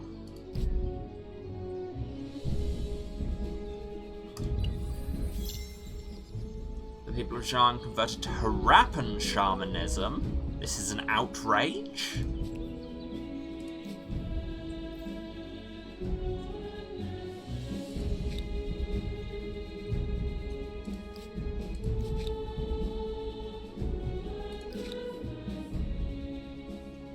You there, build some more scout riders. Yeah. And then some javelin throwers to accompany them.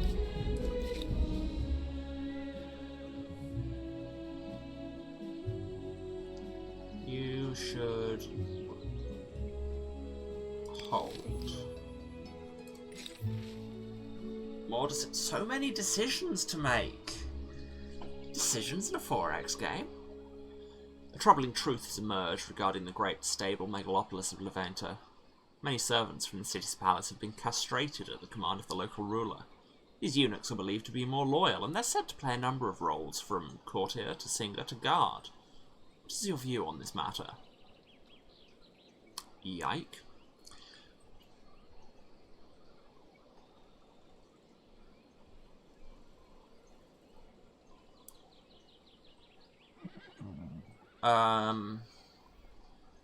No, I do not want to accept this, frankly.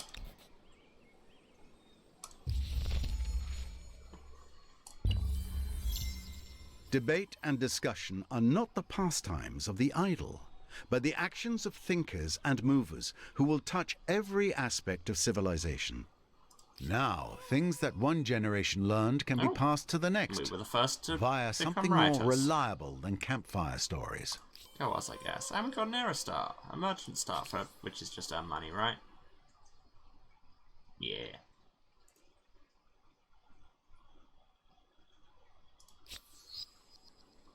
And Zhanga's starting to become Harappan again, and it's got bigger. And I can't cultural blitz it for another 4 turns, but I'll just remember to do it then. Harappa have a thing for me. They want to share maps. Yes, but pay me. This has much merit. Excellent. Everything seems adequate. Agreed. We discovered Lake Hylia and got 30 science. That's pretty nice.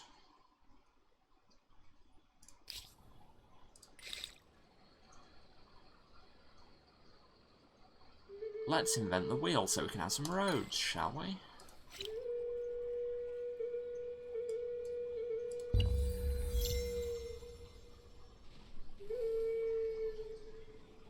Oppressing the faithful?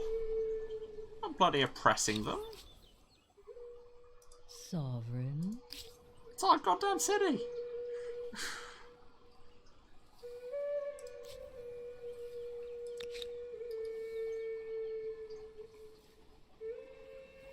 No, go back there. Why is that the route you're taking? Sure, you know what, you do you. Now Russell Gethy is becoming Harappan.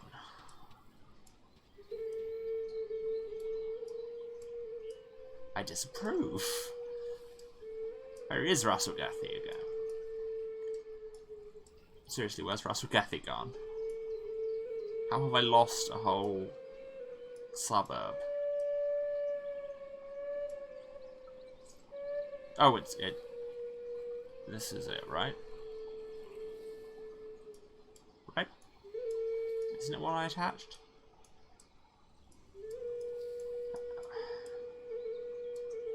See, here we have the real proof that I can't even navigate maps that I made.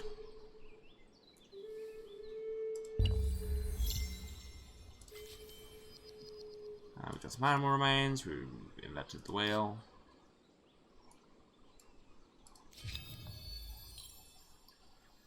Okay.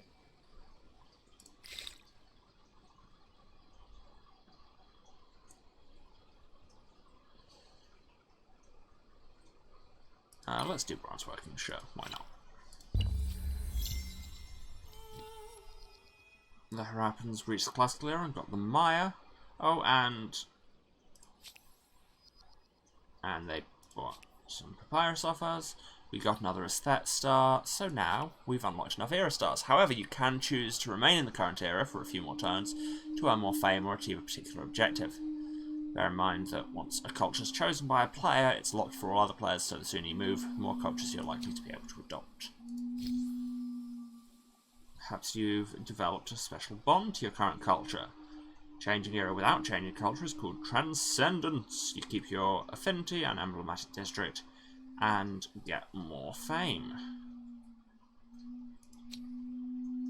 But, that said, we won't get any new stuff. But then there's the Axumites, where we can get money. The Greeks, who are our first scientific culture. Carthage, the Celts, who are agrarian.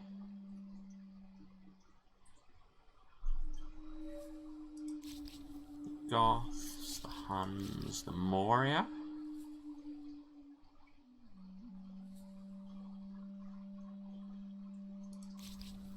The Achaemenids. Interesting that they have different... that it's not just the Persians. That it's specifically Achaemenids. Do I want to go science? I quite like this to give us the city cap as well. Extra city cap as well. Let's do that. Oh, but first I have to look through all the outfits, because that's a strong outfit. And I really, now I've said it, I can't stop noticing how much I've made myself look like Fiona Shaw.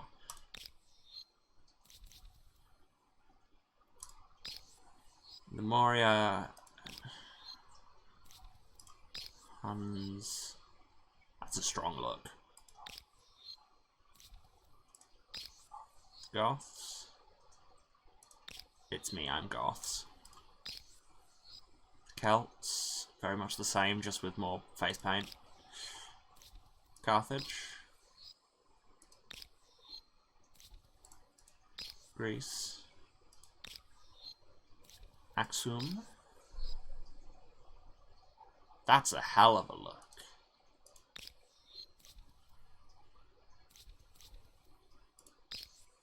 The Romans. But no, let's stick with the Persians.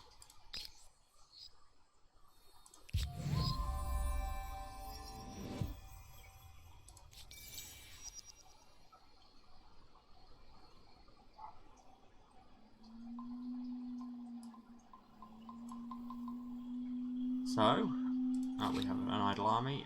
You just wait here until healed, and then end turn, and let's adopt a new culture. And as urban centers grow, both ideas and sewage are generated at a record pace. Arts and sciences flourish as military tactics and mathematical equations become as coveted as physical goods. Empires struggle to control these intangibles, however, as some might trouble their stability. As far as ideas go, you'll need to get comfortable with the idea that the troops are not actually immortal. Ironic of you to say, given that I've just become the Persians.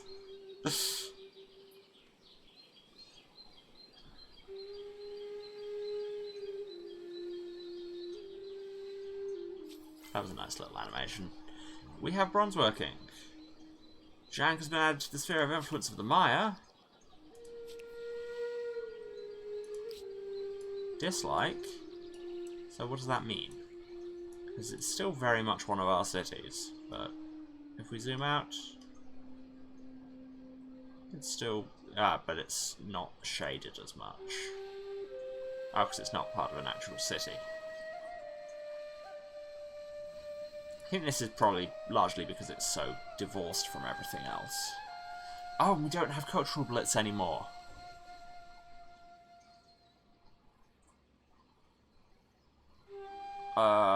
And now we can just straight up annex another empire's stuff?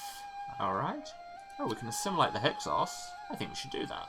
You have assimilated an independent people. Every culture, greater or lesser, is a building block in a civilization. The Maya now feel differently about me. Yeah, that's probably fair. You should contribute to the building of the Temple of Artemis, I guess.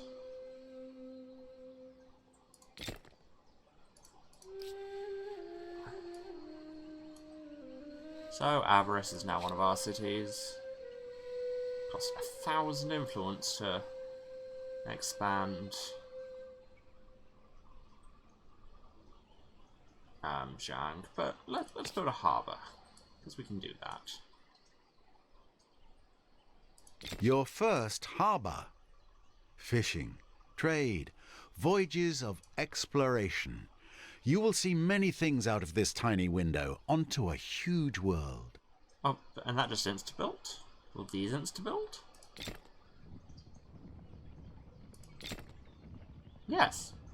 Right, so it costs influence to build them off outposts, but when you do, they just build instantly. That's interesting.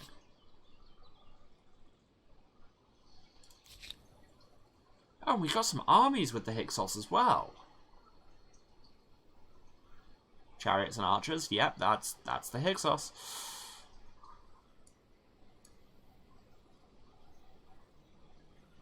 Go and assimilate this other army.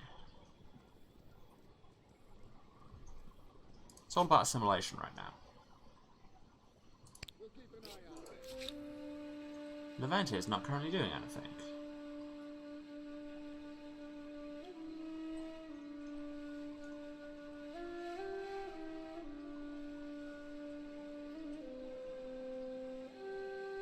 Oh, so we can still build the old emblematic units. That's nice.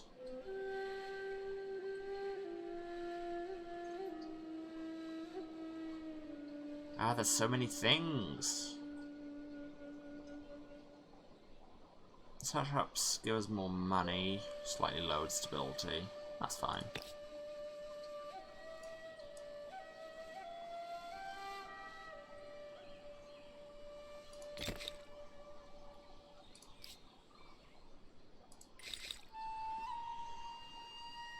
Philosophy, we can build research quarters. Let's do that.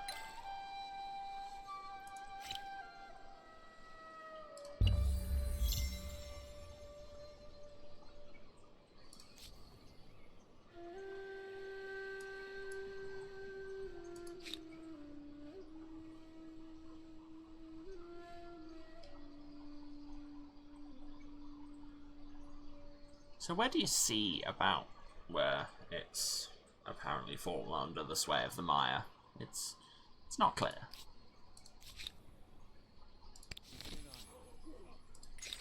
Ah, we have more things. The descendant of kings? Question mark. A filthy, wretched man has come to your empire, claiming to be a descendant of one of the ancient rulers of Avarice. Without fear, in front of your whole court, he boldly tells you that his people are owed great restitution for the grave offences you carried out against his ancestors. However, he is willing to forgo this redress, on condition that you fulfill a divine prophecy and let him lead Avarice. He promises that fulfilling the prophecy will see riches come to the city. Deny him, and he promises to bring war or famine to your empire. What's your choice? So, we can give a bunch of our units increased movement. We can let him have the city, get more money, lose some science. Or we can just ridicule him. Plus 10 stability on San Lorenzo for 15 turns. Chance of unexpected consequences. Yep. Get ragged.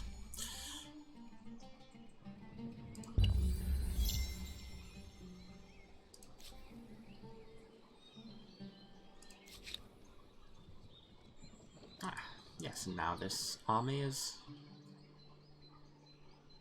combined. And you should kill a bear.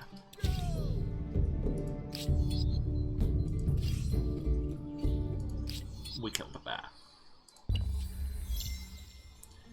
The Nubians reach the ancient era and remain the Nubians.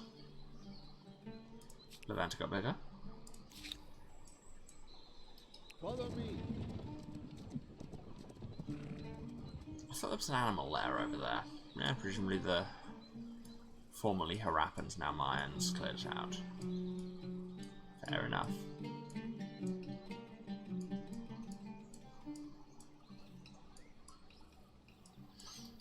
I should build an outpost down in this territory.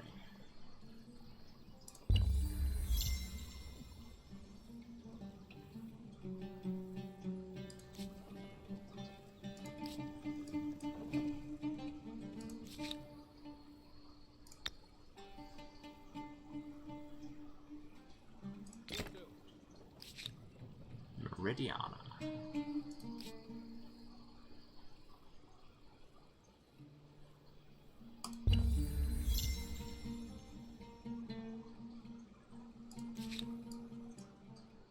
Why do these have an arrow? Oh, I can upgrade them from archers to javelin throwers. You can disband a unit. I don't want to do that. Oh, but it sends their population to the outpost or city. That's cool. But I'm going to upgrade them to javelin throwers. Yeah, we can do that because we had the Almax.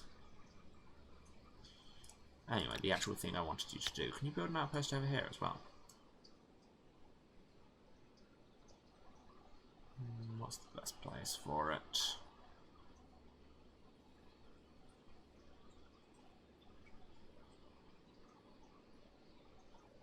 Oh, 5 I like.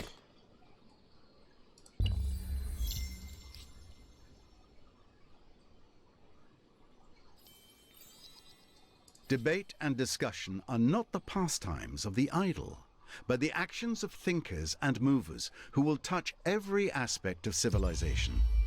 True enough. Oh, and we can get a new wonder. And we built a wonder. Congratulations on that's building what did the it. Temple of Artemis.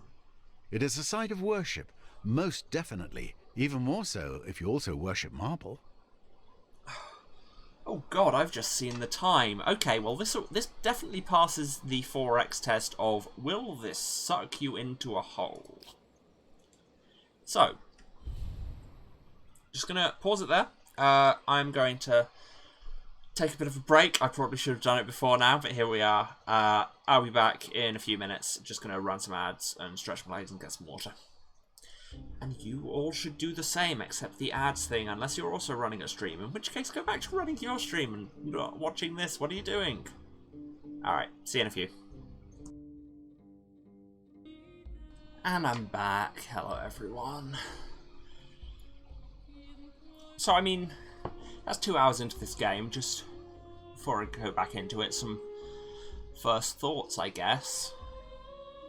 I like it. I'm enjoying the things it does different to Civ, obviously. I mean, Civ is the obvious comparison to be making, because that's dominated the historical 4X genre for decades. And, like, this does enough of the same things that it scratches a lot of the same edges. But it fixes some conceptual problems that I've long had with the Civ games. Like, I really like the idea of the culture you end up with being built out of all the cultures that you have been, that you've been made up of across time. Because a lot of the design from Civ, it's very teleological. It's very viewing things solely from the lens of how they are now. And that results in a weird imbalance, I find, in the Civ games, because you've got all the kind of civilizations that historically ceased to so much exist, like in ancient times. So you've got the Aztecs, say, and yes, I know that Aztec culture still exists, but in the eyes of the West, which is very much the problem at its core, is that it's history as seen by white Europeans and Americans in the modern era. But they're always presented as they were at their peak. So civilizations that peak later, say you've got France, everything visually and structurally about them is always of that more modern era. Because I remember really liking it, and I don't think they've done it since, I think, Civ 3, where the avatar of the representation of the leader of each civilization would visually change with the times. And this is bringing some of that back, obviously, because it's changing as we go through time and through different cultures. And yeah, and just conceptually, again, the fact that you're built up of all these cultures a long time. It's nice because it is that kind of more ontological system where, because like the Civilization games, like take it for granted as there being an English culture, and you start 4000 BC or whatever it is, and you're already English, with a culture that in reality wouldn't have existed until we'd already had the Celts and the Anglo-Saxons and the Normans all stacked on top of each other to make what appears from our end of history to be an quote-unquote English culture. And this kind of gets you in at the ground level of that process, which is really cool. The UI is a lot, but part of that, like a Civilization UI is a lot, I'm just very used to it, so a lot of this is just going to be acclimatization. But anyway, let's jump back in. What the hell were we doing? Oh yes, we just built the Temple of Artemis, because we're awesome like that.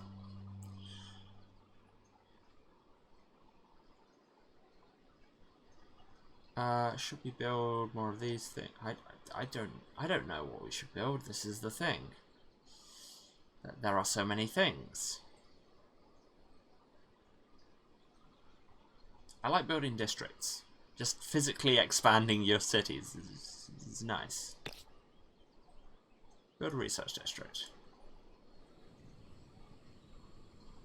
What does it recommend? Over here they will give me no negative beyond the stability loss that they would ordinarily give, so let's do that. Oh, there's Rasugathi. That is where that is. Oh yes, and we can claim a wonder. So, what are the options? Colossus. Better at sieges. Better vision. The lighthouse. Much more vision. And better naval units. Muslim at Halicarnassus. Science. Love that. Statue of Zeus, stability, money per alliance, and faith. Or we could still take Stonehenge. But I like the sound of the Muslim at Halicarnassus.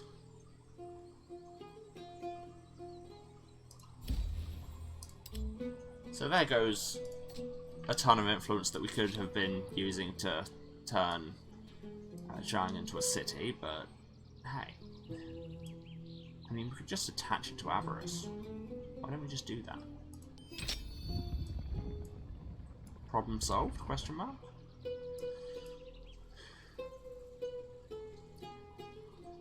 Build a Satrap's Palace.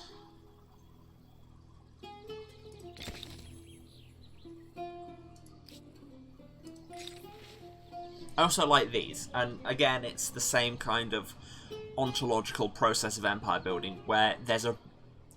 In these events and in your choices between civics, it really emphasizes the importance of choices and how each one, how you don't get to choose just, here is big picture, our philosophy of government or whatever.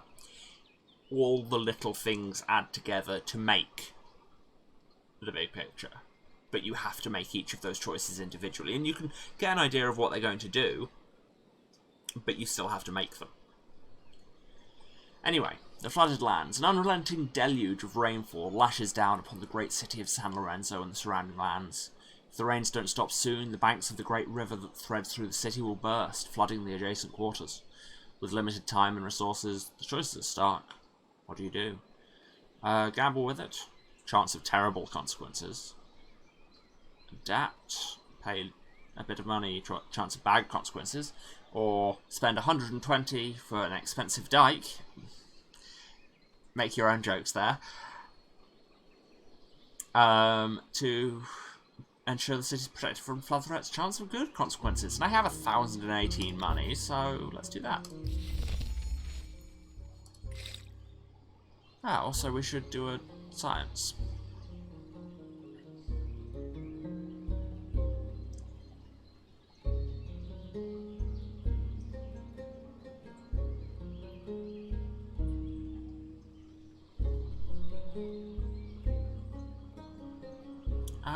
Let's do hydrology.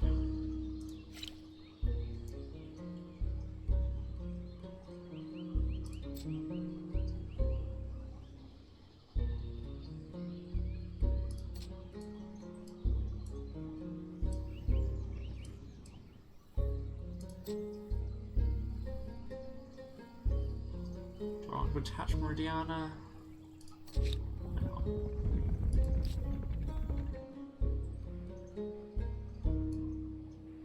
Yes, I actually only have kind of 3 core cities. Oh, and you can see the borders for them like this. That's cool.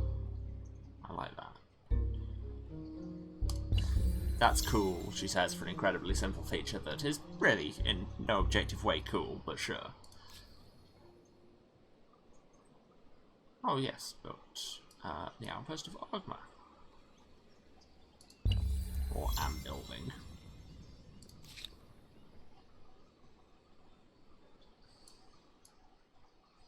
Now head down into this territory and see about building something there.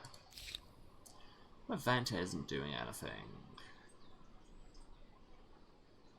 It should build some resource extractors.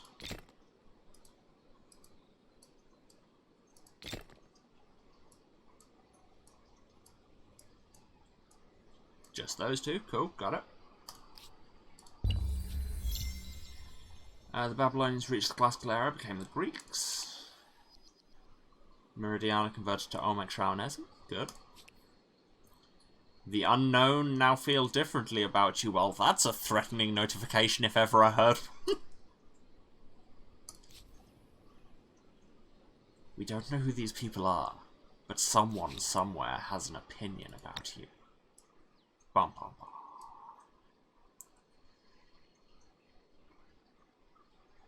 Suck it, Hemingway. There's your short horror story. Muspelheim? Muspelheim?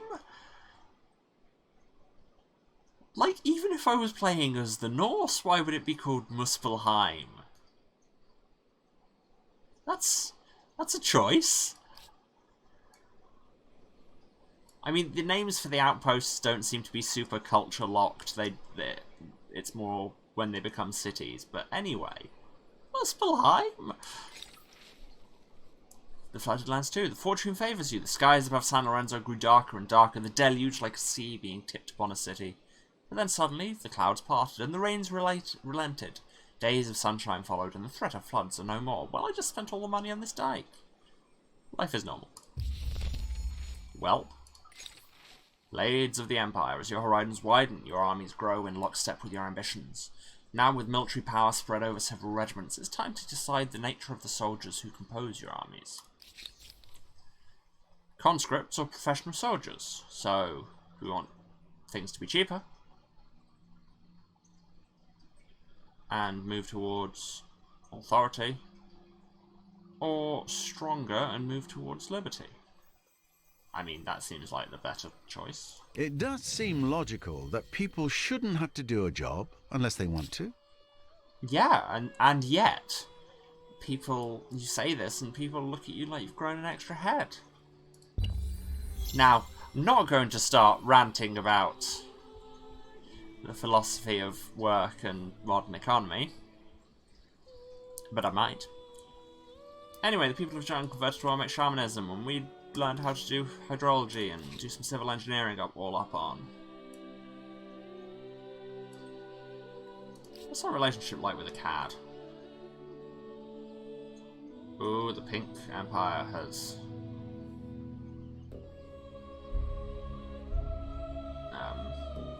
a lot of influence over them. Let's throw some cash at them. Let's throw some more cash at them. Let's throw some more cash at them. Probably won't help, but you know. Anywhere left to explore that doesn't involve pushing through the mire? saw a green territory over there.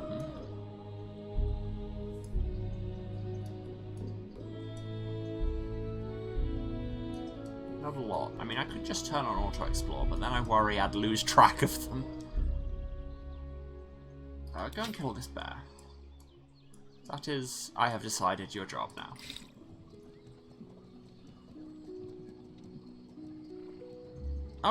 I was thinking it should recommend things, and it is. So, let's do the recommended technology. The Hittites became the Huns.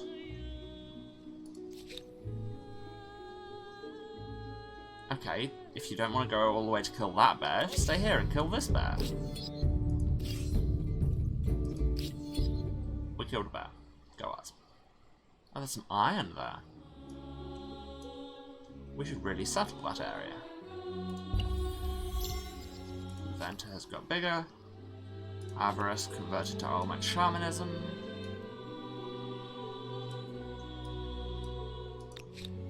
I've still got them set to idle.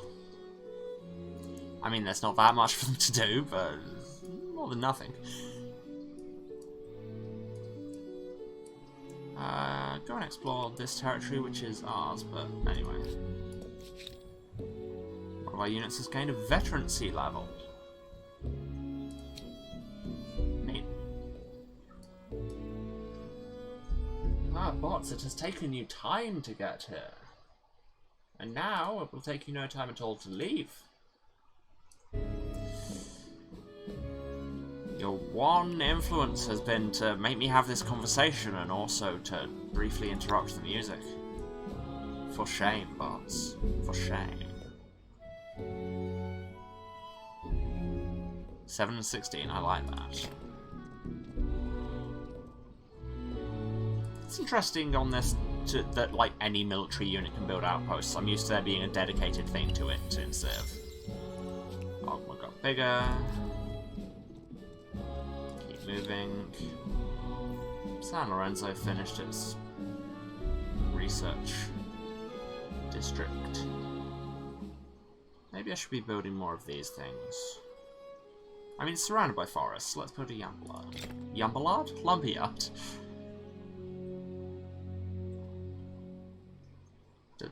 Does it have a river? I don't see a river. I don't think it has a river.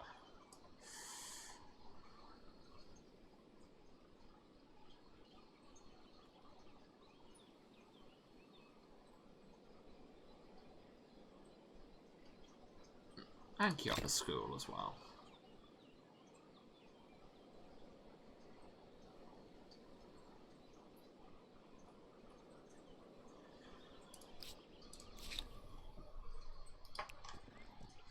Yeah, so there's a strategic resource here, I just can't know what it is yet. I don't have an embarkation.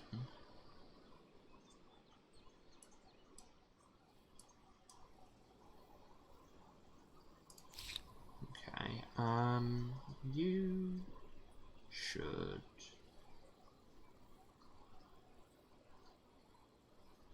I mean, there's a lot more stone around there. Build a stone field. Stoneworks, I think, is what they're called. Brain. Anyway, struggle for dominion. The capital is the Empire's true seat of power, but now other cities with energetic populaces rise to prominence. Populaces is a weird word to pluralize like that. Their leaders and other influential figures want sway over the Empire's affairs, and the question of who wields power must be answered. How do we lead? A small council, a handful of the wisest heads to give good counsel, or autarky, the absolute will of the leader should not be diluted.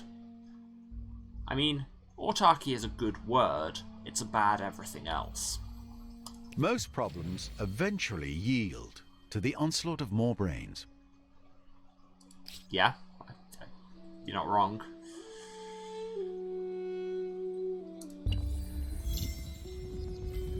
Muspelheim converted to Olmec shamanism. The Maya now feel differently about me.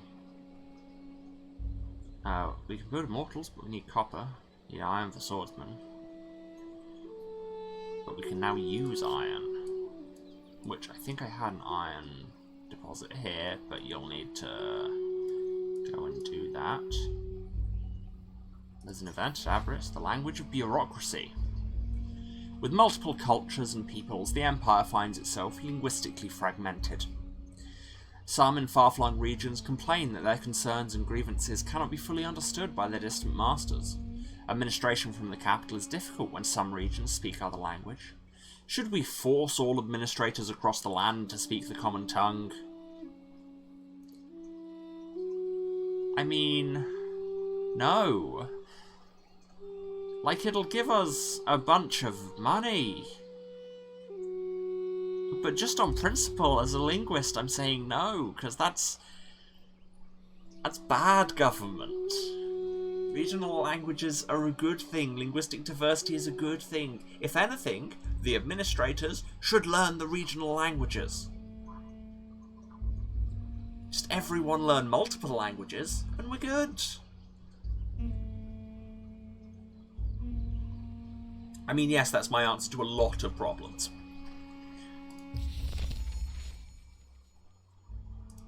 But still.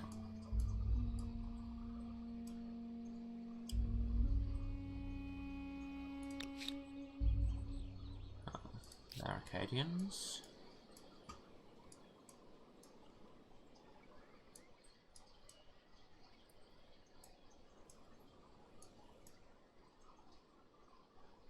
Oh, hey, another animal there. Should take care of that.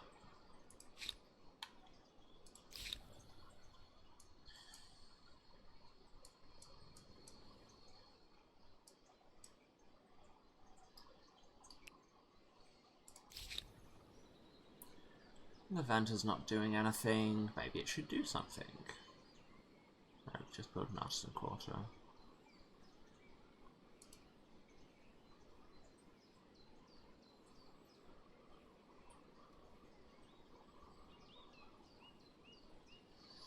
So it feels like building districts is better because then infrastructure things will have more effect, but I guess you could build the infrastructure things and then they could contribute towards the districts. So, frankly, I don't know what I'm talking about.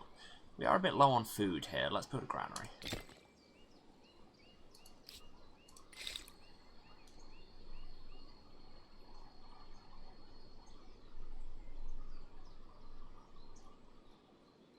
We now have the option to learn about conquest. Mounted warfare. Let's learn to boat.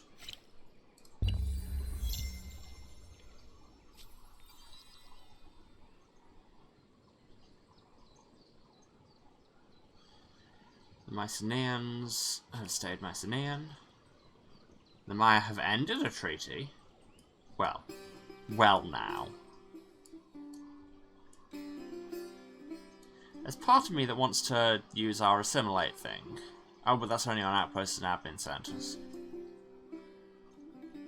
Does this have admin centers? Is that what that is? Yes. It's also what this is. Should I just annex that off the Maya and see what happens? Is it going to start a war? Very possible.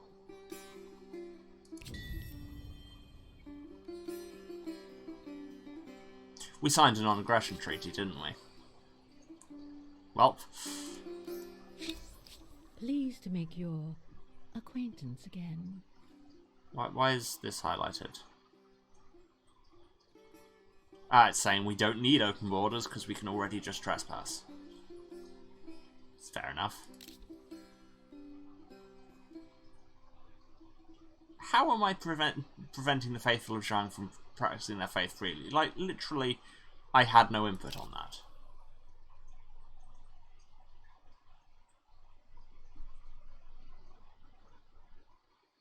They're suspicious of me?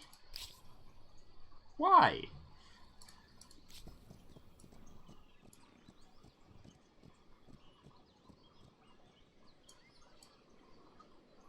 Oh yes, I was not building a stoneworks in San Lorenzo because there wasn't that much stone around there, but it counts for the whole thing, including its admin centers, and there's a ton of stone around here.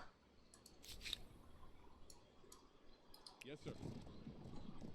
Head to this layer, see what happens. ransack it.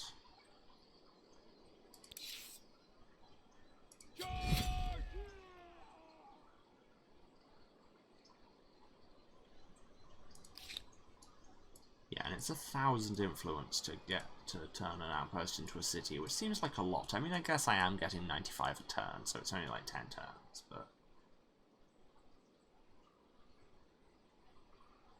In any case, I should build this iron mine. Oh, and I always forget that there are stars to be got for doing those things, which I suppose is like the core mechanic of the game, so I should really remember it. And let's build a harbour as well.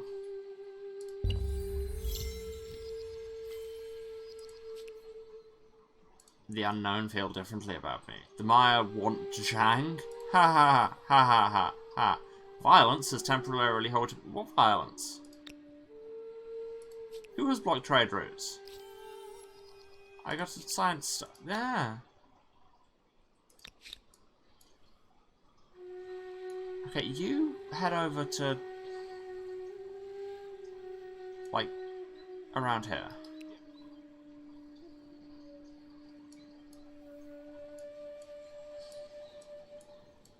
Where's the other army?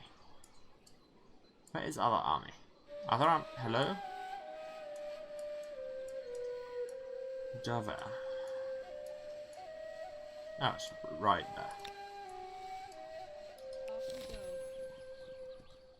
Also head up over there. The descendant of kings too. You still remember the filthy, stinking man who promised to curse the Empire should you reject his demands? You remember his blazing eyes too as you ridiculed him, the whole court laughing. Now, whether it was by his hand or not, war has come to the Empire. The people believe he did indeed curse them, and now there is unrest in all cities.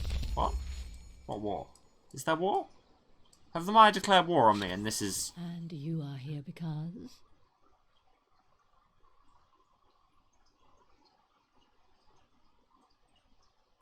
Does this count as a war? I'm confused. War support will increase with each demand you accept. Yeah, that makes sense. Any more announced demand than your opponent raises your side's war support every turn as your people get impatient. No. I can be reasonable. Consider my demands withdrawn. Good. Why? Why would I give you that?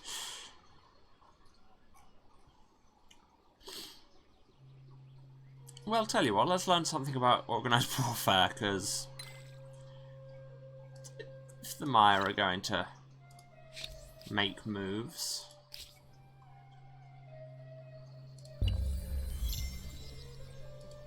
Population gain, and now they're buying iron off me, which is a little worrying.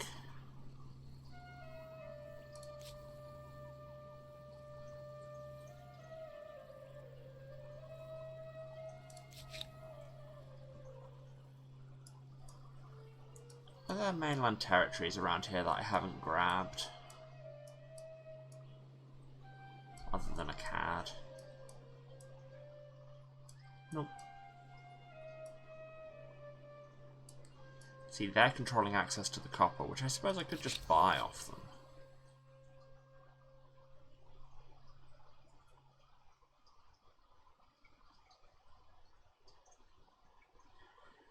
Why does it say this is cheaper? This is manifestly not cheaper. The number is bigger. The world comes a bit closer together, thanks to the first trade link that will bring shiny baubles and greedy vendors. We have a trade route. We now benefit from their firm's bonuses and may also be able to build new things. Trade routes can be fragile.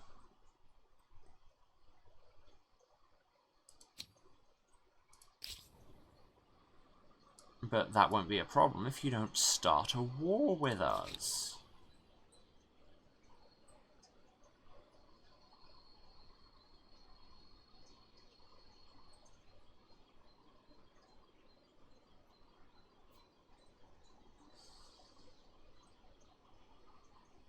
You can just hold that for now. That's convenient. The human engine. The Empire has made impressive strides in becoming a building powerhouse, the envy of the world. Now, though, to maintain this momentum, you must ensure you have a reliable stream of workers who will work tirelessly on your great construction projects. Or maybe we shouldn't do that. From where should you find these thralls? Criminal slaves or war slaves? I don't have an option for no slaves. What the hell, game? Well, this is something.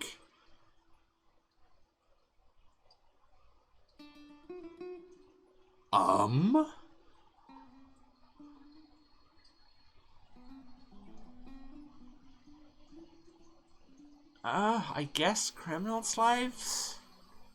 I hope you don't start altering law enforcement practices just to get your production quotas filled. Yeah, can't imagine anybody ever doing that. That's not a thing that any civilization in the world would have ever done. Ha ha ha ha ha ha.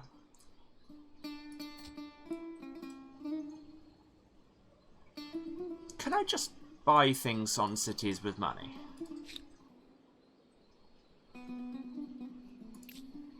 Yes. I should do that.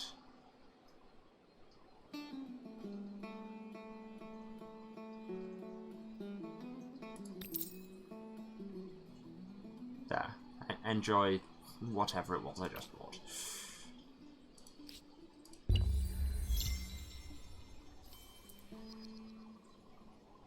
Now we have organised warfare now.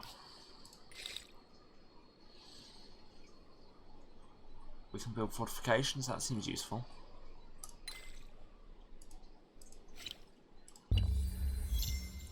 Oh yeah, I never saw what was going on with the cat. Muspelheim got bigger, Glowers converted to Olmec shamanism.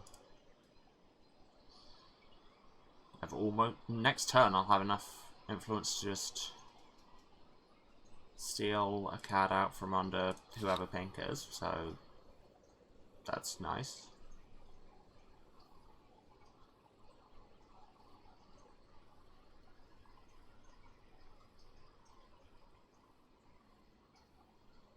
You should probably get something that'll get you more food.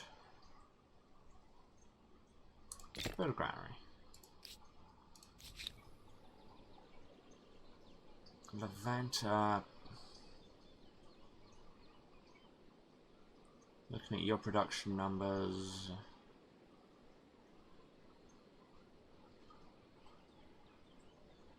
Yeah, build a farmer's quarter.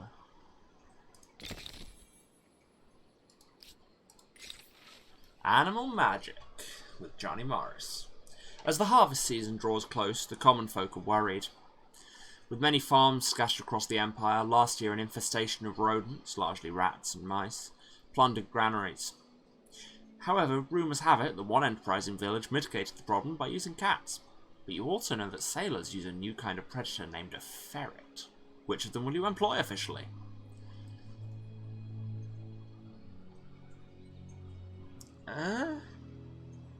Oh! I've only just noticed that these icons do actually have a mechanical thing. Each one will modify one of your axes a little bit. So this is the choice between tradition and progress. Let's get a ferret. They're murderous bastards. Reaching the end of an ideology axis isn't extremist. Think of it as being focused, yes? Very goal-oriented. Your approval fills me with shame, narrator.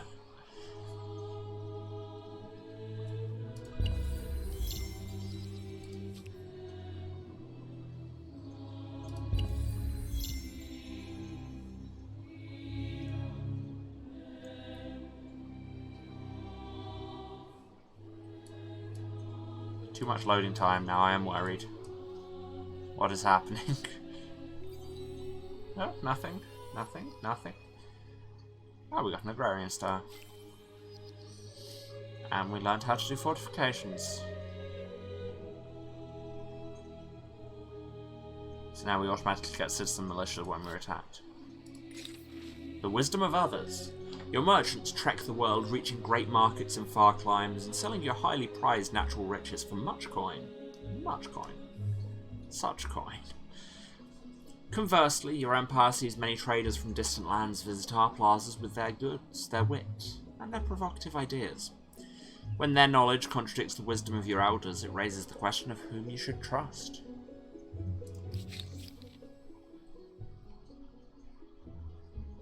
Do we want the wisdom of our elders, or foreign innovations? So, more city from researchers, or... sorry, more science from researchers, or more science from trade routes?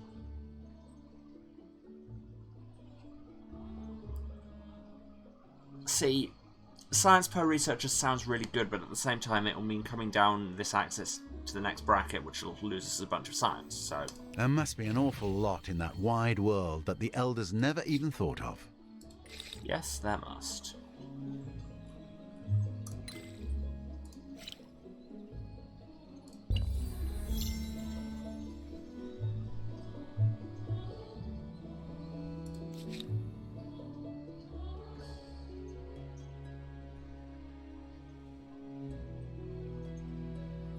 Yeah, should we just start really building hard on the infrastructures? I think we should.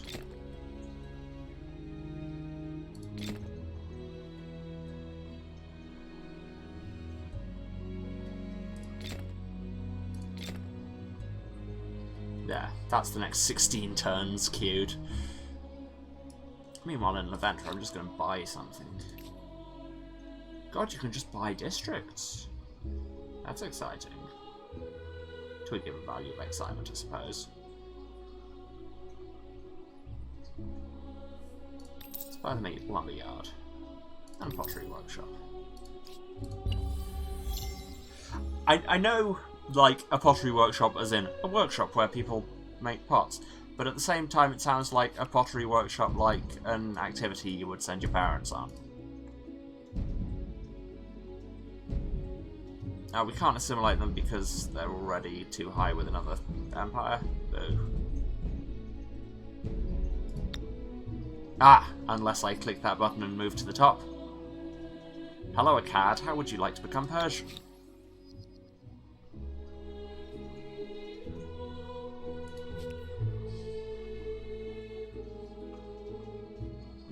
Turns out they would like it very much.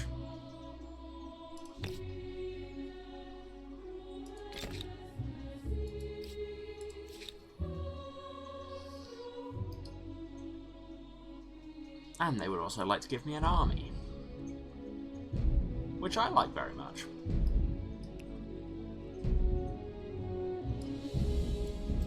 And we get copper.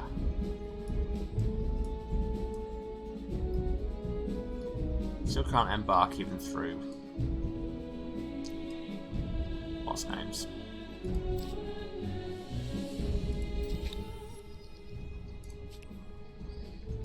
What is it that gets me expansionist stars?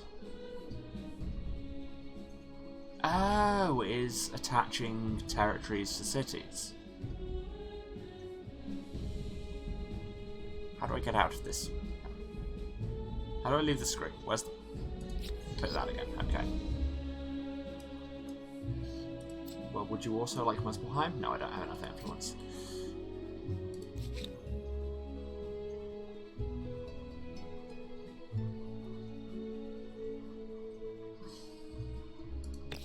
You should also build a maker's quarter.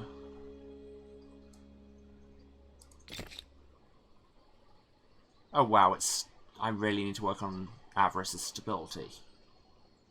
I have only just noticed. I'm sure I've got some things here for stability. A public fountain. And also, let's queue a garrison.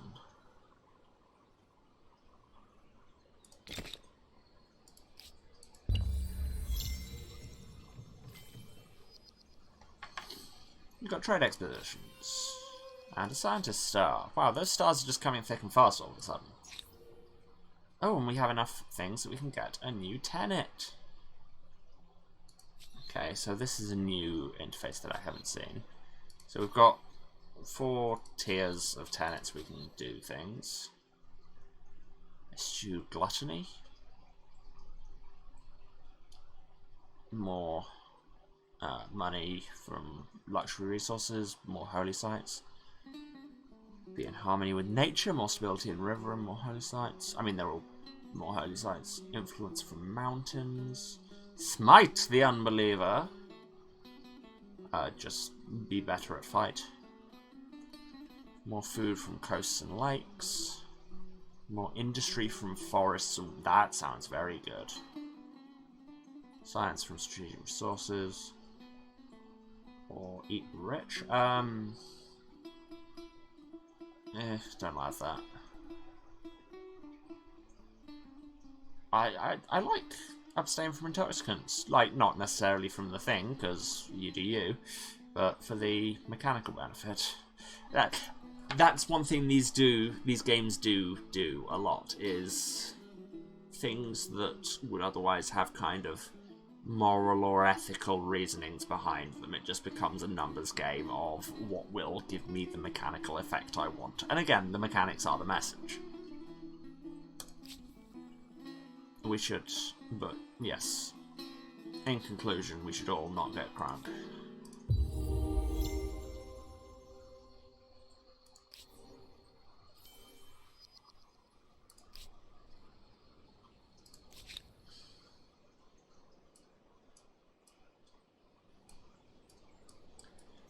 I can't do much with my armies now. I've expanded all over this land. I don't have the technology for embarkation yet. I mean, I can still build boats, I suppose, is the next thing to do. I guess just hang around by the mine border until they decide to start a war again.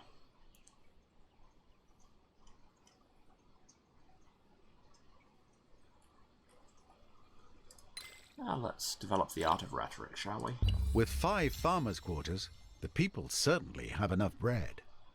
Will 5 circuses be built next? You see what they did there. Ah, we can build another holy site, can't we?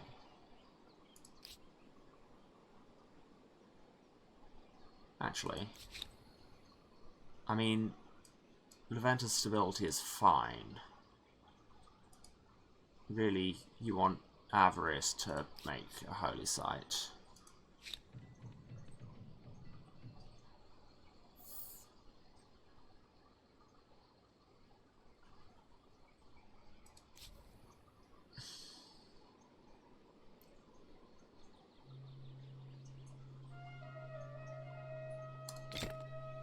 I'll just start queuing some industrial infrastructure. I can ask for reparations? From who? You look well. What's on your mind? Oh, now who's oppressing? We're concerned for the people of Intam.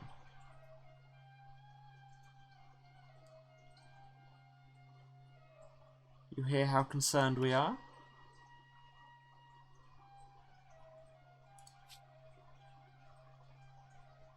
If you don't give up these lands, you leave me no choice. Oh, get out of my sight! Wow. That was a reaction. Yeah, so much of this is I'm just poking buttons to see what happens. Ah, but that's broken our trade routes.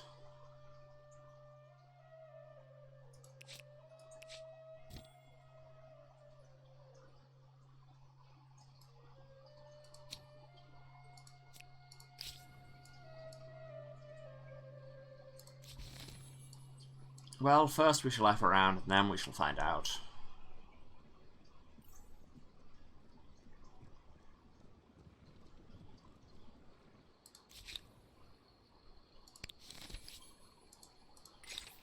Oh god, more things! A schism in the heart.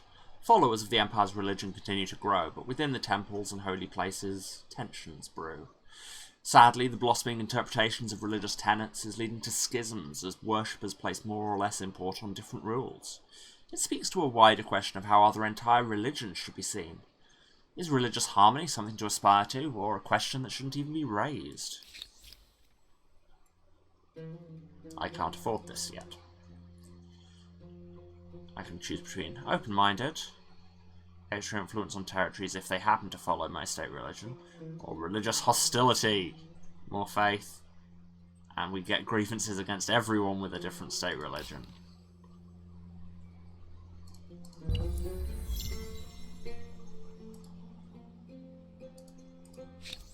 Speak. Another grievance. You're also preventing the people of Tavel from practicing their faith freely. Pay reparations. You know what? I just want to see what happens. We have codified the art of rhetoric so people can be insufferable on the internet. A map of the heavens. The Empire's achievements in the sciences are already a matter of great pride. Now, a bright, industrious woman hailing from the Empire's most renowned centre of learning, San Lorenzo, has presented you with an atlas of the heavens, dividing the stars into constellations. Their wheeling nature, once the domain of gods alone, now approaches human comprehension. How should it be used? So, I could increase military vision range, or just less money gain, more science. That sounds great.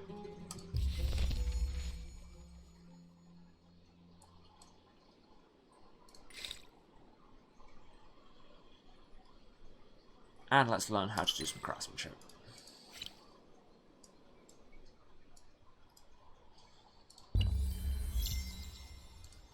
Glass got bigger. A cat can do a thing. You should also build a harbour.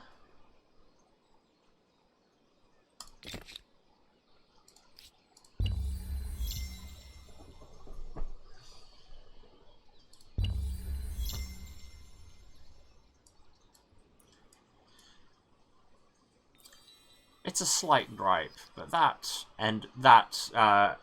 sound effect you get whenever you end the turn it's big, and because you hear it a lot, it's a little bit obtrusive. Just a touch. I should probably build the mausoleum at some point, but first let's just build all the industrial infrastructure, shall we?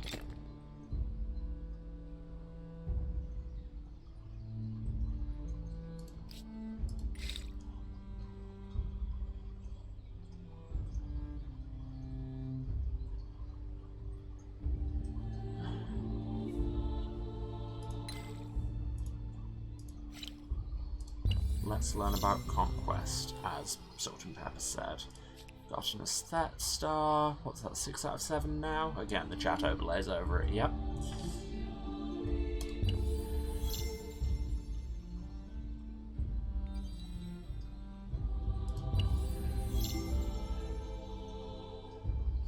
Like, it's not an unpleasant sound. It's just because you have to hear it so often.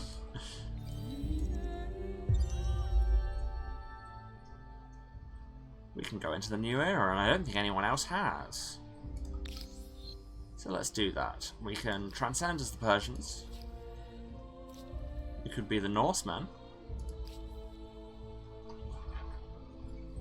Be better at boat.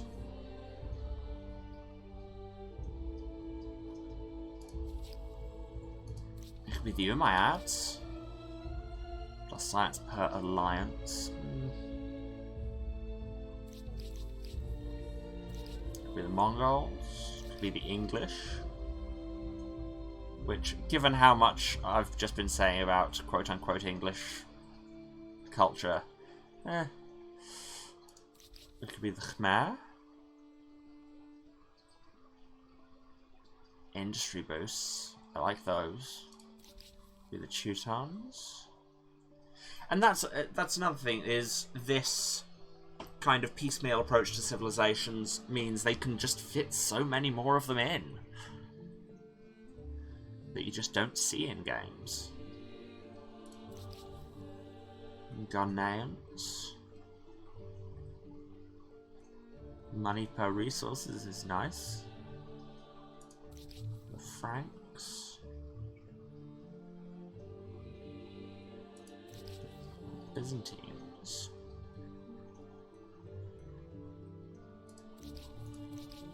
Well, you know we have to look at all the outfits first.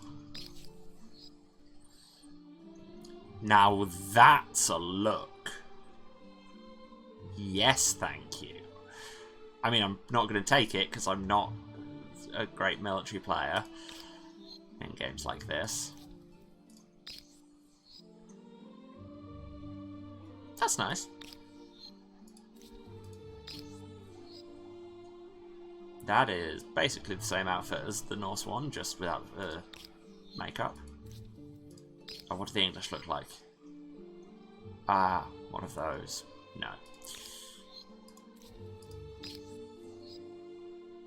Now that is a hell of a look.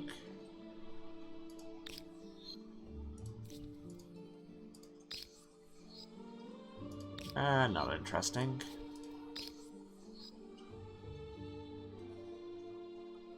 I like that.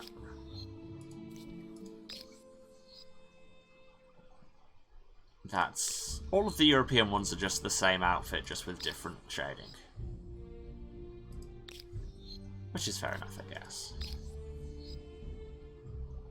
Oh, see, that's a hell of a look. But I don't really want to go military focused. But seriously, that's a hell of a look. Plus faith, plus stability. And I can sacrifice people. You know, I'm not going to do that.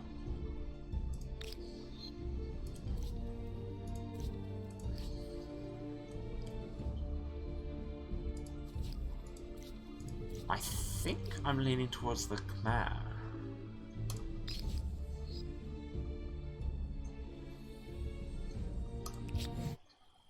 Wisdom and technical Let's innovation have another from earlier cinematic, shall we? eras bring humankind new knowledge, and we immediately use it to find new ways to kill each other off. Yep, that's history.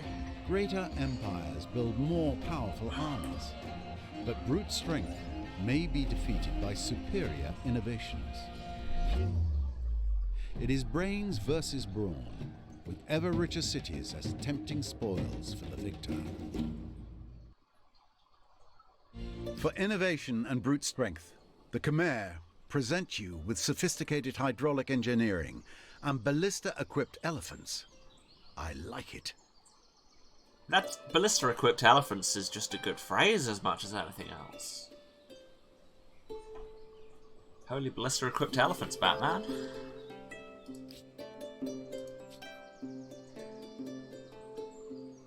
Ooh, and you've got the different detailing now.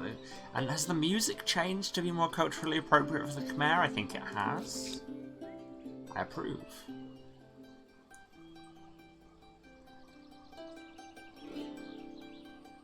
So let's build our new district, shall we? Plus 29 industry. Yes, thank you. Oh, it's playing merry hell with our stability.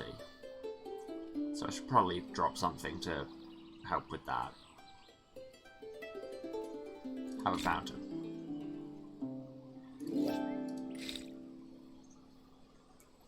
But what shall we research?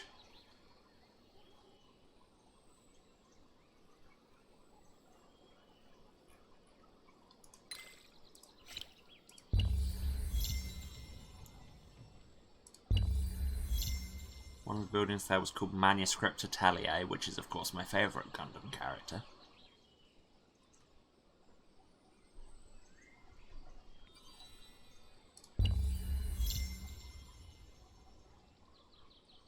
Oh, we have a ton of influence. I should really spend that on something. I've still got an unclaimed civic. I should do that. See, I forget these things. The Great Blue Hole has been locked by another empire. And the Maya feel differently about me, but in what way? They are jealous of me. Possibly won't. We have huge war support. Do we want to just declare war?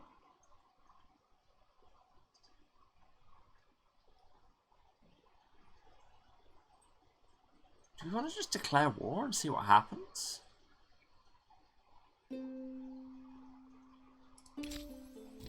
F around and find out. You're at war. I need to bring their war support to 0. They need to bring my war support to 0. Okay, that makes sense.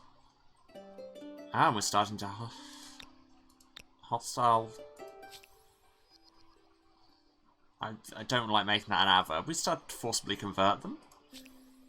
But it's destroyed our things. They might now feel differently about you. Funny how that works.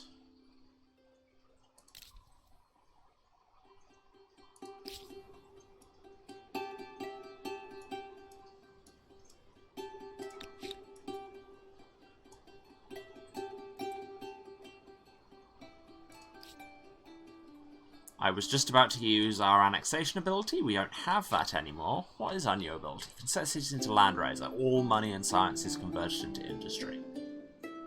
That's actually pretty cool. Avarice, raise that land.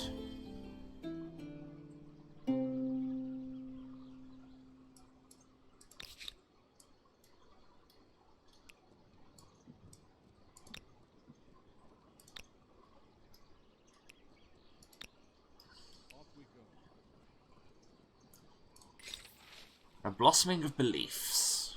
Religious feeling is strong across the Empire, but that's not preventing discord from emerging from among the faithful, does anything ever? Great cities are finding themselves under the sway of diverse religious leaders who each see the standard creed with different eyes. New religious orders are emerging every year, and their influence is growing. What should we do with these groups? Do we want to dissolve them? Do we want to allow their influence? Or do we want to lead them? So both of these will give us a faith boost. That will give us a smaller faith boost, but also it's about whether we want to become more globalist, more authoritarian, more traditionalist. And if you know me, you know which one of those I'll choose. You have reached the end of an ideology axis. Of all the epithets other empires may use for you, wishy-washy won't be one of them. Correct. Also, I have an enactable civic. Let's be more open-minded. It all sounds well and good, until they start worshipping delivery services and bank accounts. You do you. How do I close this? Oh, it's there. No? No. It's not there. How... That's definitely one of my small grumbles with this game, is sometimes it's really hard to find how to close an overlay.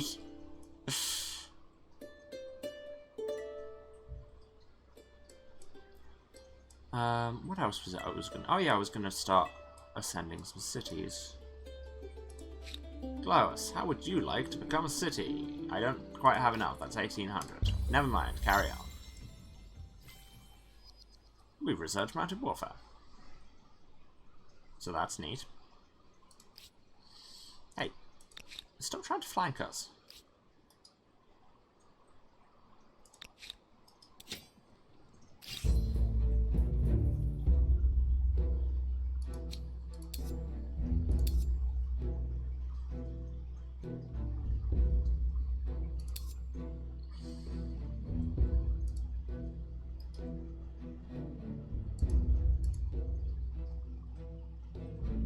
Just instant resolution, fine, whatever. I mean, we lost a couple of units off it, but... Oh, just off those ones, that's fine.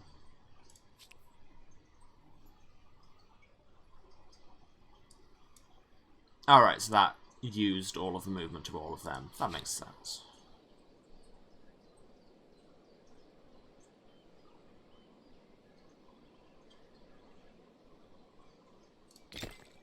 Just get all the food infrastructure.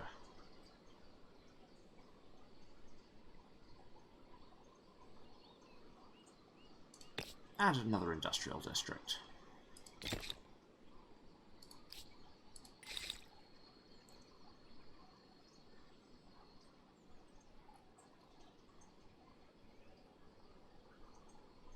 And let's learn about siege tactics so we can increase our army size.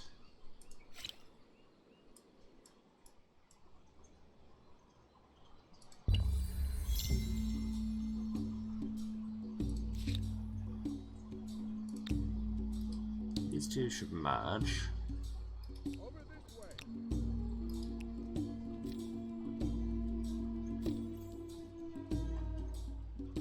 Armies are now invading another empire's lands. You can ransack any district that doesn't have a fortification value. In order to start besieging a city, stand at the bottom of the walls and just right-click onto it.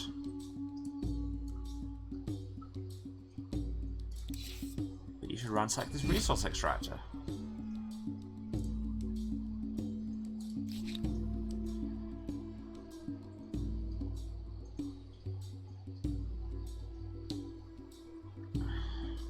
San Lorenzo. May as well just start buying all the cheap infrastructure things.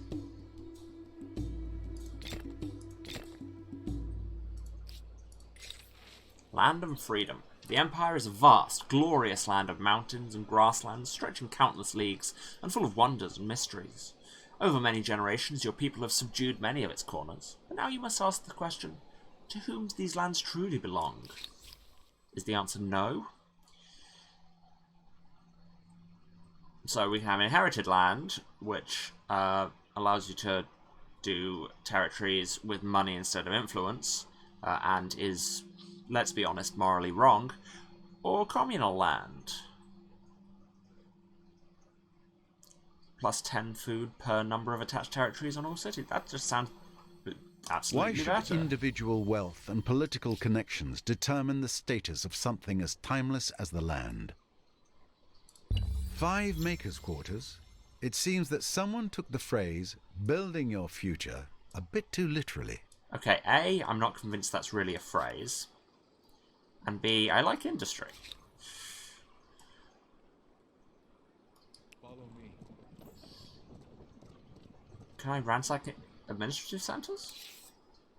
Yes. Let's get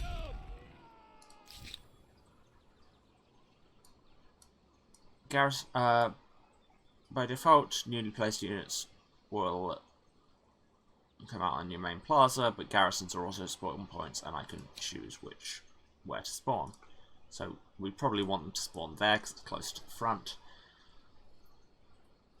But also here you should build some industrial stuff instead.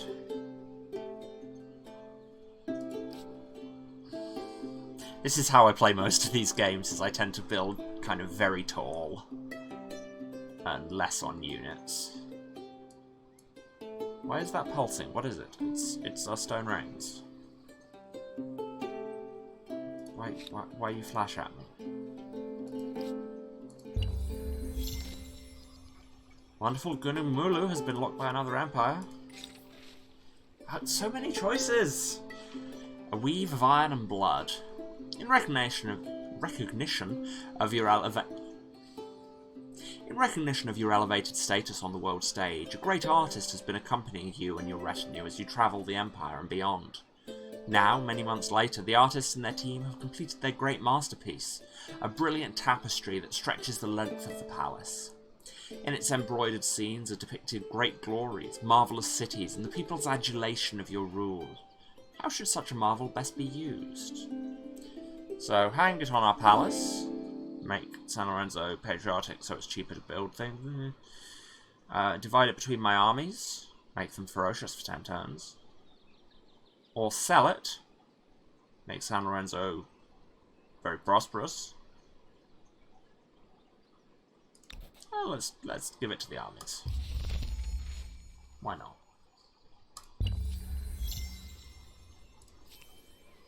Glois is starving. Okay, I should really look to that.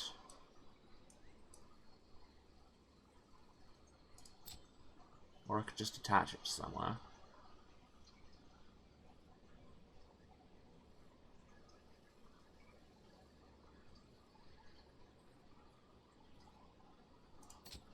Or I've got enough influence to just evolve it, haven't I? Yeah, why not? Now it's Yashadarapura.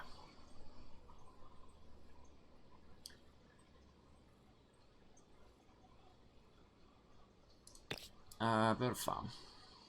I don't like that. That's not a great trade. None of these are great trades. No, what you actually want to do in that case is build some food infrastructure. Food for rivers? Yes, thank you. And that.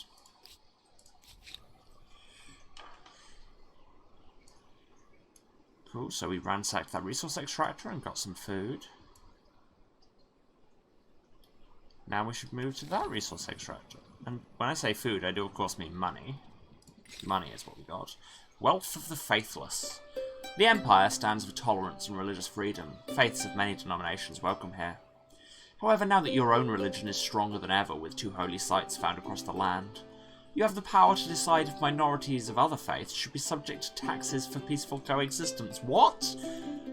Why would you ask that question?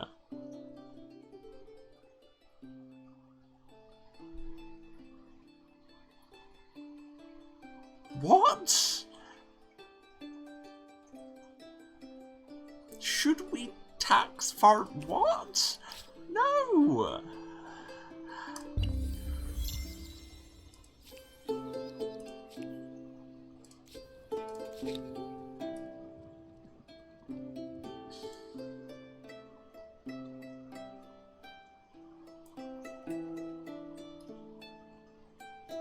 On we go.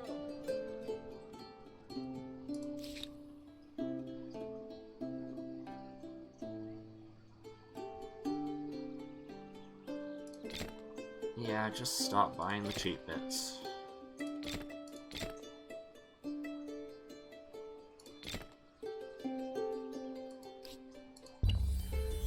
Buildings, buildings, buildings, buildings. It's what I do.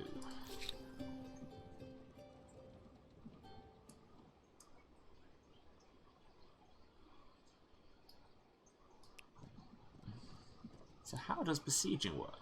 I guess we'll find out. Guess we'll soon know.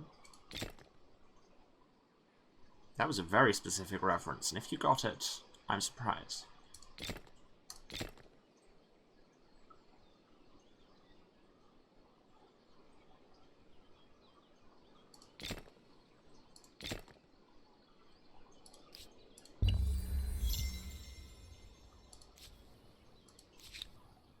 Wait a minute, that's a Mayan army by San Lorenzo. I don't love that. Oh, but they were apparently just moving through. Don't love that either. Anyway, turn off Landraiser and Avarice.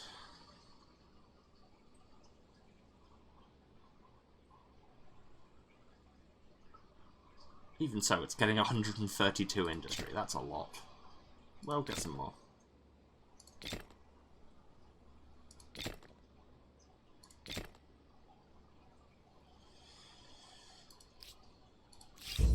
A battle is underway. Defending my flag. My side is stronger overall. Well, then instant resolve. Yeah, we lost a unit, which I don't love, but... What's their war support looking like? Welcome as the plague. Oh, actually better than ours. That's not great.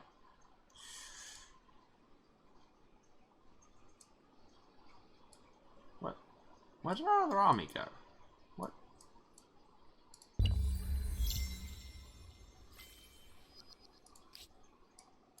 Seriously, we had another army. Where did it go?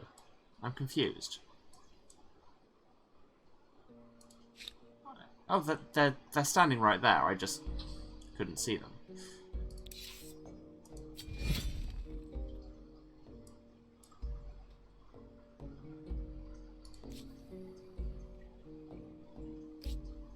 Okay, we are at a slight disadvantage with trying to besiege them. So instead, let's head over there and do some ransacking first.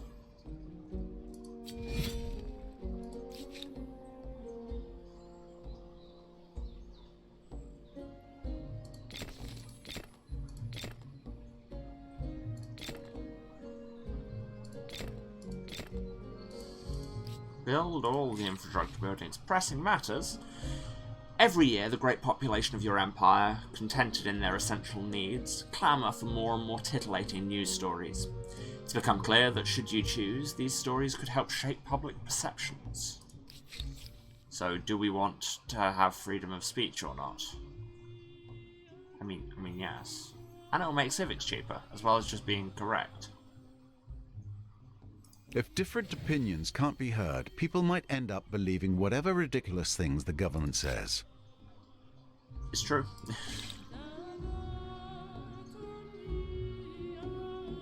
Gives the ability to merge several cities. That sounds interesting.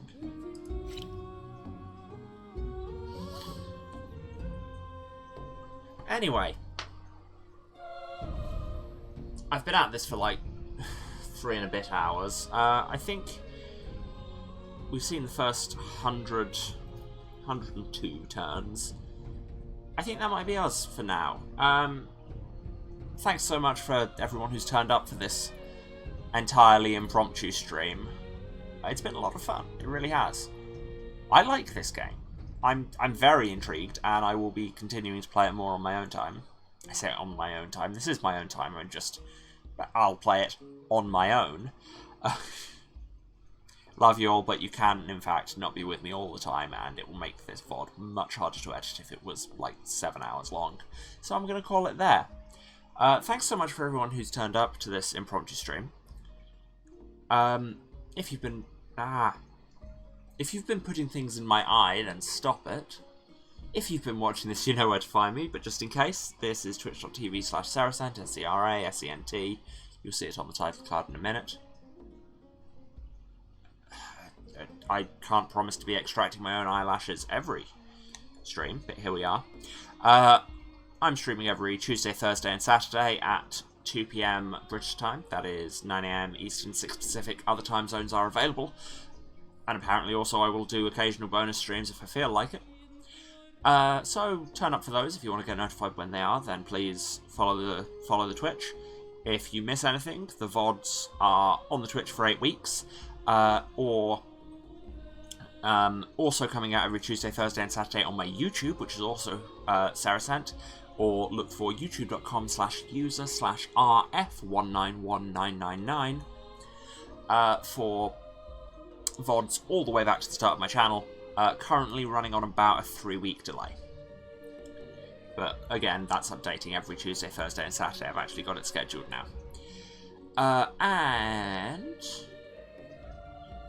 Yeah, please go and subscribe to the YouTube if you have the chance, because more subscribers on that, the more features I get, and the more functionality I can offer to you all. And if you want to support